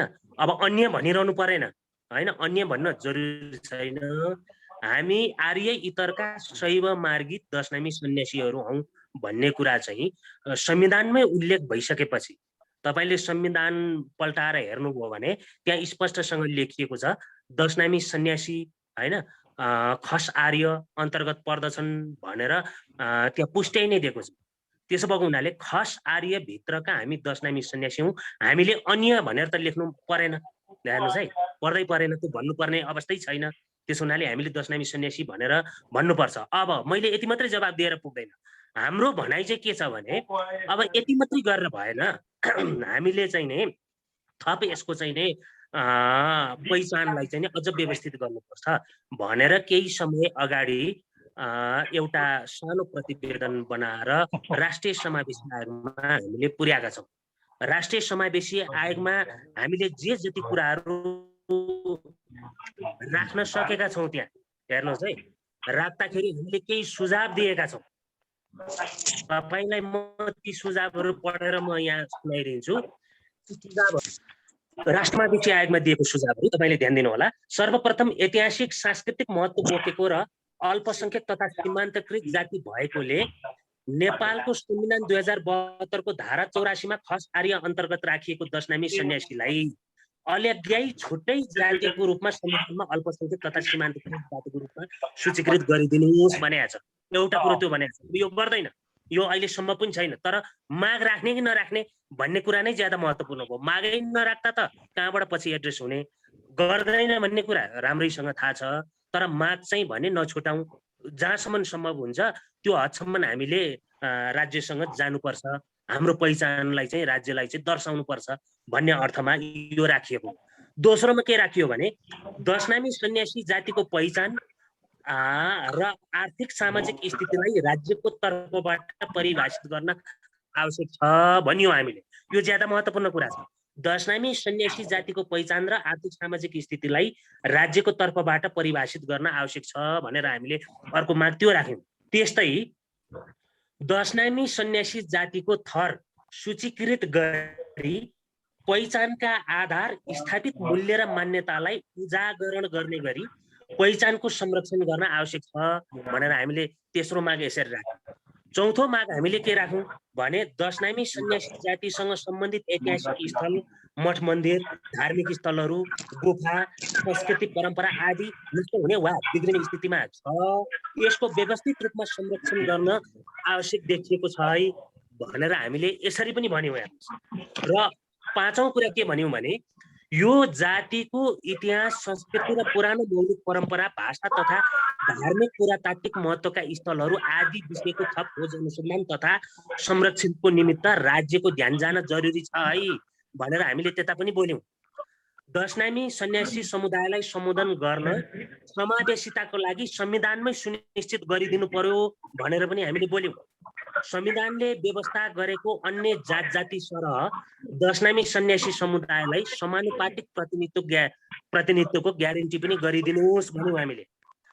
दशनामी सन्यासी समुदायलाई राज्यको नीति निर्माण, निर्णय प्रक्रिया एवं कार्य सम्पादन प्रक्रियामा अर्थपूर्ण सहभागी गराउन राजनीतिक, प्रशासनिक, आर्थिक, सामाजिक र शैक्षिक क्षेत्रमा समावेशीकरणको व्यवस्था लागू गरिदिनु पर्यो सरकार भनेर हामीले यति विषय लिएर गयौं। अब भनिसकेपछि तपाईले भन्न खोजेको प्रश्न र हामीले गर्दै गरेको माग, मतलब हामीले भन्नाले दशनामी समाज भन्छौँ है, दशनामी समाजले गर्दै गरेको माग हैन, र सँगसँगै यी विषयवस्तुहरूमा अब केही जानकारी भयो तपाईलाई। अरु प्रश्न?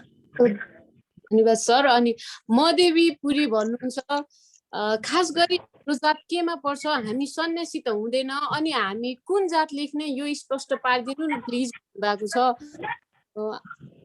त्यो बारेमा मैले प्रश्न अझै फेरि प्रश्न पारिदिनुस् त, प्रश्न पारिदिनुस् त। खास गरी हाम्रो जात केमा पर्छ, हामी सन्यासी त हुँदैन, अनि हामी कुन जात लेख्ने यो स्पष्ट पार प्लिज भन्नुभएको छ मदेवी पुरीज्यूले। यो चाहिँ सन्यासी त हुँदैन हामी भनेपछि चाहिँ कसरी भन्न खोज्नु भएको हो? हैन, उहाँको क्वेसन अलिकति मिलेन, के भन्न खोज्नु भएको हो मैले बुझिनँ। ठिक छ, उहाँले यो भर्चुअलमा सहभागी हुनुहुन्छ कि हुनुहुन्न र सुन्नु भएको छ कि छैन? सुन्नु भएको छ भने प्लिज माइक अन गरेर चाहिँ क्वेसन सोध्न सक्नुहुन्छ। यदि अनमा हुनुहुन्न भने चाहिँ म अर्को क्वेसन पढ्न गएँ। क्याबी पुरीले भन्दै हुनुहुन्छ हाम्रो गाउँतिर जोगीहरू सबले गिरी कास्ट लेखिरहेछन्, के जोगीहरू पनि दशनामी हुन् र दशनामी छुट्याउने गाह्रो भयो त कसरी छुट्याउने हजुर दशनामी भन्नुभएको छ। अब यसलाई चाहिँ यो पनि बुझाइदिनु पर्यो सर। हैन, पहिलो कुरा हामीले के बुझ्न जरुरी छ भन्नुहुन्छ भने जोगी भन्नाले अब कुन प्रकारको जोगी भनेर उहाँले चाहिँ नै भन्नुभएको हो। अब यो कुरालाई चाहिँ अलिकति ध्यान दिउँ। अब जस्तो विभिन्न सम्प्रदायहरू छन् हैन, अब अर्को छुट्टै सम्प्रदायबाट चाहिँ कुरा गर्नुभएको हो कि हैन, के हो भन्ने कुरा हामीले बुझौँ। अब जोगी भन्नाले विविध प्रकारका हुन्छन्, म त्यतातिर नजाउँ। अब ठ्याक्कै मैले के भन्छु भने दशनामीहरू चाहिँ 10 थरका चाहिँ जसलाई हामी दशनामी भन्छौँ। अब अर्को एउटा चाहिँ के छ भन्नुहुन्छ भने फेरी लाउने जोगीहरू चाहिँ नाच सम्प्रदाय अन्तर्गत पर्छन्।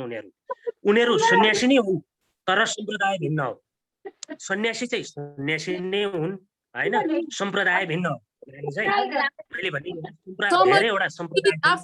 म्युट गर्नु होला सबैजना, अरू सबैजना माइक म्युट गरेर एकदम धैर्य भएर सुनिदिनु होला प्लिज, हल्ला नगरिदिनु। माइक सबैजनाको अनम्युट भइरहेको छ, म्युट गरिदिनु होला प्लिज सर। म कुरा गर्दै थिएँ। त्यसो भएको हुनाले दशनामी भित्र उहाँहरू पर्नुहुन्न, तर प्रचलन दशनामीकै थरहरू लेख्ने यहाँ पनि छ, धेरै जसो स्थलहरूमा छ। तर साम्प्रदायिक हिसाबले हेर्ने हो भने सन्यास भइकन पनि कुन सम्प्रदायमा हुनुहुन्थ्यो उहाँहरू भन्ने कुरा चाहिँ बुझ्न जरुरी छ। जस्तो फेरी लगाउने सम्प्रदाय जो नाच सम्प्रदाय हो हैन, त्यो नाच सम्प्रदायको इतिहास बडो गौरवपूर्ण छ नेपालमा। अब उहाँहरूले चाहिँ नै नेपालमा नाच सम्प्रदायका चाहिँ गोरक्ष र मत्स्येन्द्रका नाम र त्यसका अनुयायीहरूको रूपमा पनि हामी चिन्छौँ र उनीहरूको आफ्नै किसिमको परम्परा छ। नेपालमा नाच सम्प्रदायको एउटा महत्त्वपूर्ण स्थान पनि रहेको छ। भारतमा प्राचीन र मध्यकालमा नाच सम्प्रदाय सम्बन्धी कुनै पनि अभिलेख पाइएको छैन, तर नेपालमा विक्रम सम्वत 490 मा भस्मेश्वर अभिलेखमा चाहिँ नाथेश्वरको उल्लेख गरिएको छ र विक्रम सम्वत 604 को रामदेवको पालाको पशुपति मृगस्थली शिवलिङ्गाधिलेखमा पनि नाथेश्वरको उल्लेख गरिएको छ। म यतातिर गइन हैन, तर नेपालमा गोरक्षनाथ सम्प्रदायको महत्त्वपूर्ण केन्द्र थियो भनेर हामीले बुझ्न सकिन्छ र उहाँहरू नाथ सम्प्रदाय अन्तर्गत पर्नुहुन्छ। अब नाथ सम्प्रदायमा धेरै कुराहरू छ, त्यहाँ 84 सिद्ध बाबादेखि लिएर विभिन्न नाथ सम्प्रदायको बारेमा मैले दशनामी सन्यासी नामक पुस्तकमा पनि नाथ सम्प्रदायका 84 सिद्ध बाबाहरूको नाम पनि त्यहाँ उल्लेख गरेको छु। विभिन्न अन्य सिद्ध योगीहरूको, महायोगीहरूको पनि मैले चर्चा गरेका छु र यो एउटा सम्प्रदाय हो, यो एउटा छुट्टै सम्प्रदाय हो। अन्य पहाडी क्षेत्रमा चाहिँ फेरि लगाउने योगीहरू चाहिँ नाथ सम्प्रदाय अन्तर्गत पर्नुहुन्छ। तर उहाँहरूले चाहिँ के भन्नुहुन्छ भने अब योगी लेख्दैनौँ हामी, लेख्नुपर्ने थरमा योगी हो उहाँहरूले हैन, या अरू विविध हुन सक्थ्यो, तर त्यसरी नलेखेर उहाँहरूले चाहिँ सजिलोको लागि अब दशनाम थरहरूलाई नै युज गरिरहनु भएको छ। त्यो मेरै जिल्लामा पनि त्यो उदाहरण छ। जस्तो यहाँ थोरै संख्यामा हुनुहुन्छ, धेरै हुनुहुन्न, थोरै संख्यामा, तर केहीले योगी लेख्नुहुन्छ, केहीले गिरी लेख्नुहुन्छ। अब मनभरि छ, आफू खुसी लेखाइ छ हैन, तर त्यसलाई हामीले यो गलत भयो भनेर सैद्धान्तिक हिसाबले, हाम्रो जातिगत दृष्टिकोणको हिसाबले, सांस्कृतिक हिसाबले त्यसको प्रतिवाद गर्ने भन्दा पनि पहिलो कुरा त के हो भन्नुहुन्छ भने हामी के हौं, हाम्रो पहिचान के हो, हाम्रो धर्म के हो, हाम्रो भाषा संस्कृति भेषभूषा के हो भन्ने कुराको गतिलो अनुसन्धान भएर त्यो चिज चाहिँ आम जनतामा ज्ञात गराउनै सकेका छैनौं, त्यसलाई अभिव्यक्त गर्नै सकेका छैनौं। अब एकाध केही जाने बुझेको मान्छेहरूले अहिले यो विषयमा लडाई झगडा गरिहाल्न त्यति उपयुक्त पनि छैन हेर्नुहोस् हैन, तर स्थिति त्यो छ, तपाईले भने स्थिति त्यो छ, धेरै ठाउँमा छ। अझ यता होइन, पश्चिममा अलि जटिल छ, पश्चिमको जटिलता छ एउटा, पश्चिममा यसरी लेख्ने कुराको जटिलता छ हैन। त्यसलाई पनि हामी अब क्रमशः एउटा संगठित रूपमा र एउटा सामञ्जस्य हिसाबले, मैत्रीपूर्ण हिसाबले यसको बाटो पुगाउनु पर्छ भन्नेमा छौं हामी। हजुर भन्नुहोस्। अनि युवराज भारती भन्नुहुन्छ संविधानले अन्यलको धारमा राखेको छ, यस बारेमा विरोध व्याख्या सहितको पहिचानलाई मागोस् भनी यही भर्चुअल समुदाय मार्फत माग गरे भनेर यो चाहिँ एउटा माग गर्नु भएको छ। यो तपाईहरुले चाहिँ पहल गर्दिनु भनेर। अनि त्यस्तै क्याबी पुरीले भन्नुहुन्छ हाम्रो दशनामीमा लासलाई जलाइन्छ कि गाडिन्छ, हाम्रोतिर त जलाउने चलन छ, कति कति गाडिदो रहेछ, खास कुरा के हो नि जानकारी पाऊँ भन्नुभएको छ। एकदम सर्टमा बताइदिन अनुरोध गरे सरलाई। अब यसमा चाहिँ के छ भन्नुहुन्छ भने यो विभिन्न किसिमको चाहिँ नै संस्कारहरू छ। हेर्नुहोस् है, हाम्रा मृत्यु संस्कार चाहिँ विभिन्न किसिमको अब संस्कार अनुसार गरिन्छ, तर खास गरिकन मृत्यु संस्कार वैदिक विधि अनुसार मृत्यु संस्कार एक ढङ्गले गरिन्छ हैन, र अन्य शास्त्रीय नियम अनुसार चाहिँ नै अलि छुट्टै ढङ्गले गरिन्छ। हेर्नुहोस्, यो म भोलिको विषयमा आउँछु, तपाईहरुसँग म अलिकति आउँछु। मैले मात्र यति भन्छु, हाम्रो जुन सन्यासीको भेद र प्रकार मैले अघि भने, त्यो सन्यासीको भेद र प्रकार अनुसार तीन किसिमले हाम्रो लास संस्कारिन्छ। एउटा प्रजातिक मतलब एक किसिमको भेद प्रकार भएका सन्यासीहरूको लास गाडिन्छ, एक प्रकारका भेद भएका सन्यासीहरूको लास जलाइन्छ, एक प्रकारको भेद भएका सन्यासी दशनामीहरूको लास चाहिँ नि जलाइन्न पनि गाडिन्न पनि, जसलाई जलमा समाधिस्थ गर्ने भन्छ के, जलमा बगाइदिने, खोला नदी समुद्र सागरमा बगाइन्छ। तर अब त्यो त पुरानो तरिका थियो हैन, अहिले आफू खुसीको भइरहेको छ, जलाउन सहज लागे जलाउने, गाड्न सहज लागे गाड्ने चाहिँ चलन छ हैन। तर शास्त्रीय दृष्टिकोणले हेर्दाखेरि कुन प्रकारका सन्यासीहरूले, गृहस्थ सन्यासीहरूले आफ्नो परिवारको सदस्य चाहिँ खस्दाखेरि, मर्दाखेरि कुन प्रकारले समाधिस्थ गर्ने भन्ने कुरा चाहिँ शास्त्रीय ढङ्गले उल्लेख गरिएको छ। त्यो म भोलि सविस्तार यहाँहरूको बिचमा चर्चा गर्नेछु। पशुपति गिरिजी भन्नुहुन्छ सर धेरैले मलाई तिमीहरू जोगी हौ भनेर सोधेका छन्, मैले स्कुल पढ्दा पनि गिरिपुरी भारतीय जोगी भन्नु भएको के हो खास कुरा भन्नुभएको छ पशुपति गिरिजीले। उहाँको जिज्ञासा पनि मेटाइदिनु हुन अनुरोध गरे। होइन योगी भन्नु र दशनामी सन्यासी भन्नुमा फरक कुरा छ। जस्तो योगीको परिभाषा विभिन्न छ, विभिन्न परिभाषाहरू छ। योगी र जोगी एउटै हो होइन, खास भन्नुपर्ने योगी हो, अपभ्रंश भएर जोगी भएको हो।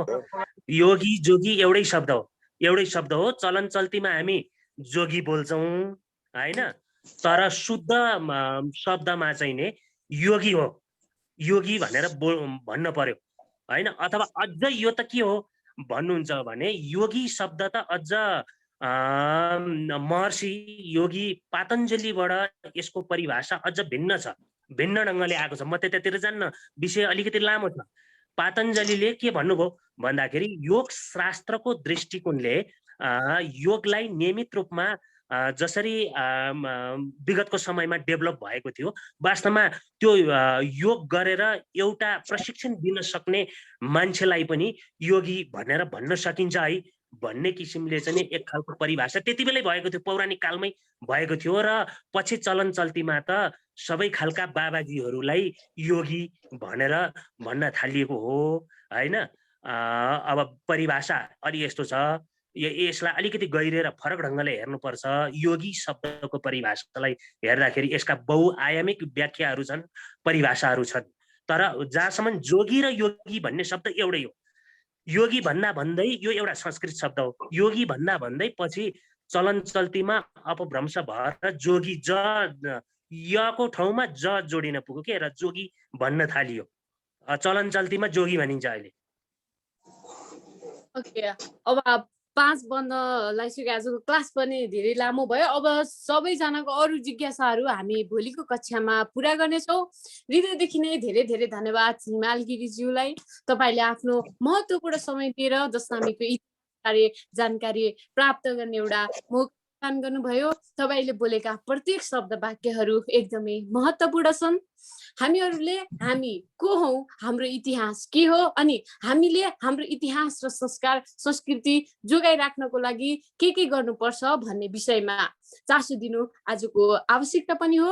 हामी दशनामी हौं भनेर गर्व गर्छौं भने दशनामी भनेको यो हो, दशनामीको अवस्था अहिले यस्तो छ, दशनामीहरू अहिलेसम्म यसरी यो अवस्थामा रहेको छन् भनेर पनि भन्न सक्नुपर्छ हो। अब जय दशनामी भन्ने मात्र होइन, दशनामी सम्बन्धी हाम्रो ज्ञानको भण्डार पनि बढाउनु पर्छ। यति भन्दै यहाँहरू सम्पूर्ण आजको अमूल्य समय दिएर दशनामी बारे धेरै कुराहरू जानकारी हासिल गर्नुभयो पक्कै पनि, र मलाई पनि धेरै खुसी लाग्यो। दशनामी बारे धेरै कुरा थाहा थिएन, आज बुझ्दा साँच्चीकै आफ्नो जात बारे, आफ्नो इतिहास बारे थाहा पाउँदा चाहिँ एकदमै खुसी लाग्यो। धेरै धेरै धन्यवाद दशनामी फन्ड ग्रुपलाई जसले चाहिँ यो अवसर प्रदान गर्नुभयो। हामी भोलिको क्लासमा पनि यस्तै विषयमा थुप्रै जानकारीहरू प्राप्त गर्नेछौँ। सबैजना अझै आफूले त जे सिक्नुभयो त्योभन्दा धेरै साथीहरू उपस्थित गराउनलाई यो लिङ्कहरू गर्नुहोस्, यो पोस्टहरू सेयर गरेर धेरैभन्दा साथीहरूलाई उपस्थित गराएर हाम्रो दशनामीहरूको बारेमा चाहिँ धेरैभन्दा धेरै जानकारीहरू अब विस्तार गर्नुपर्छ। र नेपालमा पनि दशनामी के हो भन्दा चाहिँ कसैले पनि शिर झुकाउनु नपरोस्। आफ्नो गिरीपुरी भारतीय अझै पनि छेत्री बाहुन हो भनेर चाहिँ आफूले परिवार साथीहरूले सोद्धा पनि जोगी हो भन्दा आफूले लाज लाग्ने अवस्था चाहिँ नहोस्। आफूले भित्रैदेखि गर्व गरेर चाहिँ म यो जातको है भन्न सक्ने चाहिँ हामी सबैजना हौँ यो क्लासदेखि भनेर चाहिँ गर्दै आजको क्लासलाई यही सकाउँदै अब भोलि पनि त्यही टाइममा उपस्थित हुन सम्पूर्णलाई आग्रह गर्दै म कार्यक्रम प्रस्तुता अस्मिता भारती पनि ओजेल पर्छु। धन्यवाद। Have a good day. By है, आजको लागि चाहिँ यति। भोलि चाहिँ सेम लिङ्कबाट क्लास जोइन गर्न आउनु होला। तपाईहरुको भोलि पनि क्लास हुन्छ 3 बजेदेखि 5 बजेसम्म हुन्छ। हिमाल सरलाई एकदमै धन्यवाद है आज क्लास लिइदिनु भएकोमा। धन्यवाद, मलाई यसमा आमन्त्रण गरिदिनु भयो। आयोजकलाई धेरै धेरै धन्यवाद। हस् सर, हुन्छ। आजको लागि सबैलाई है आफ्नो ख्याल गर्नु होला, राम्रोसँग बस्नु होला। हुन्छ, बाई, टेक केयर।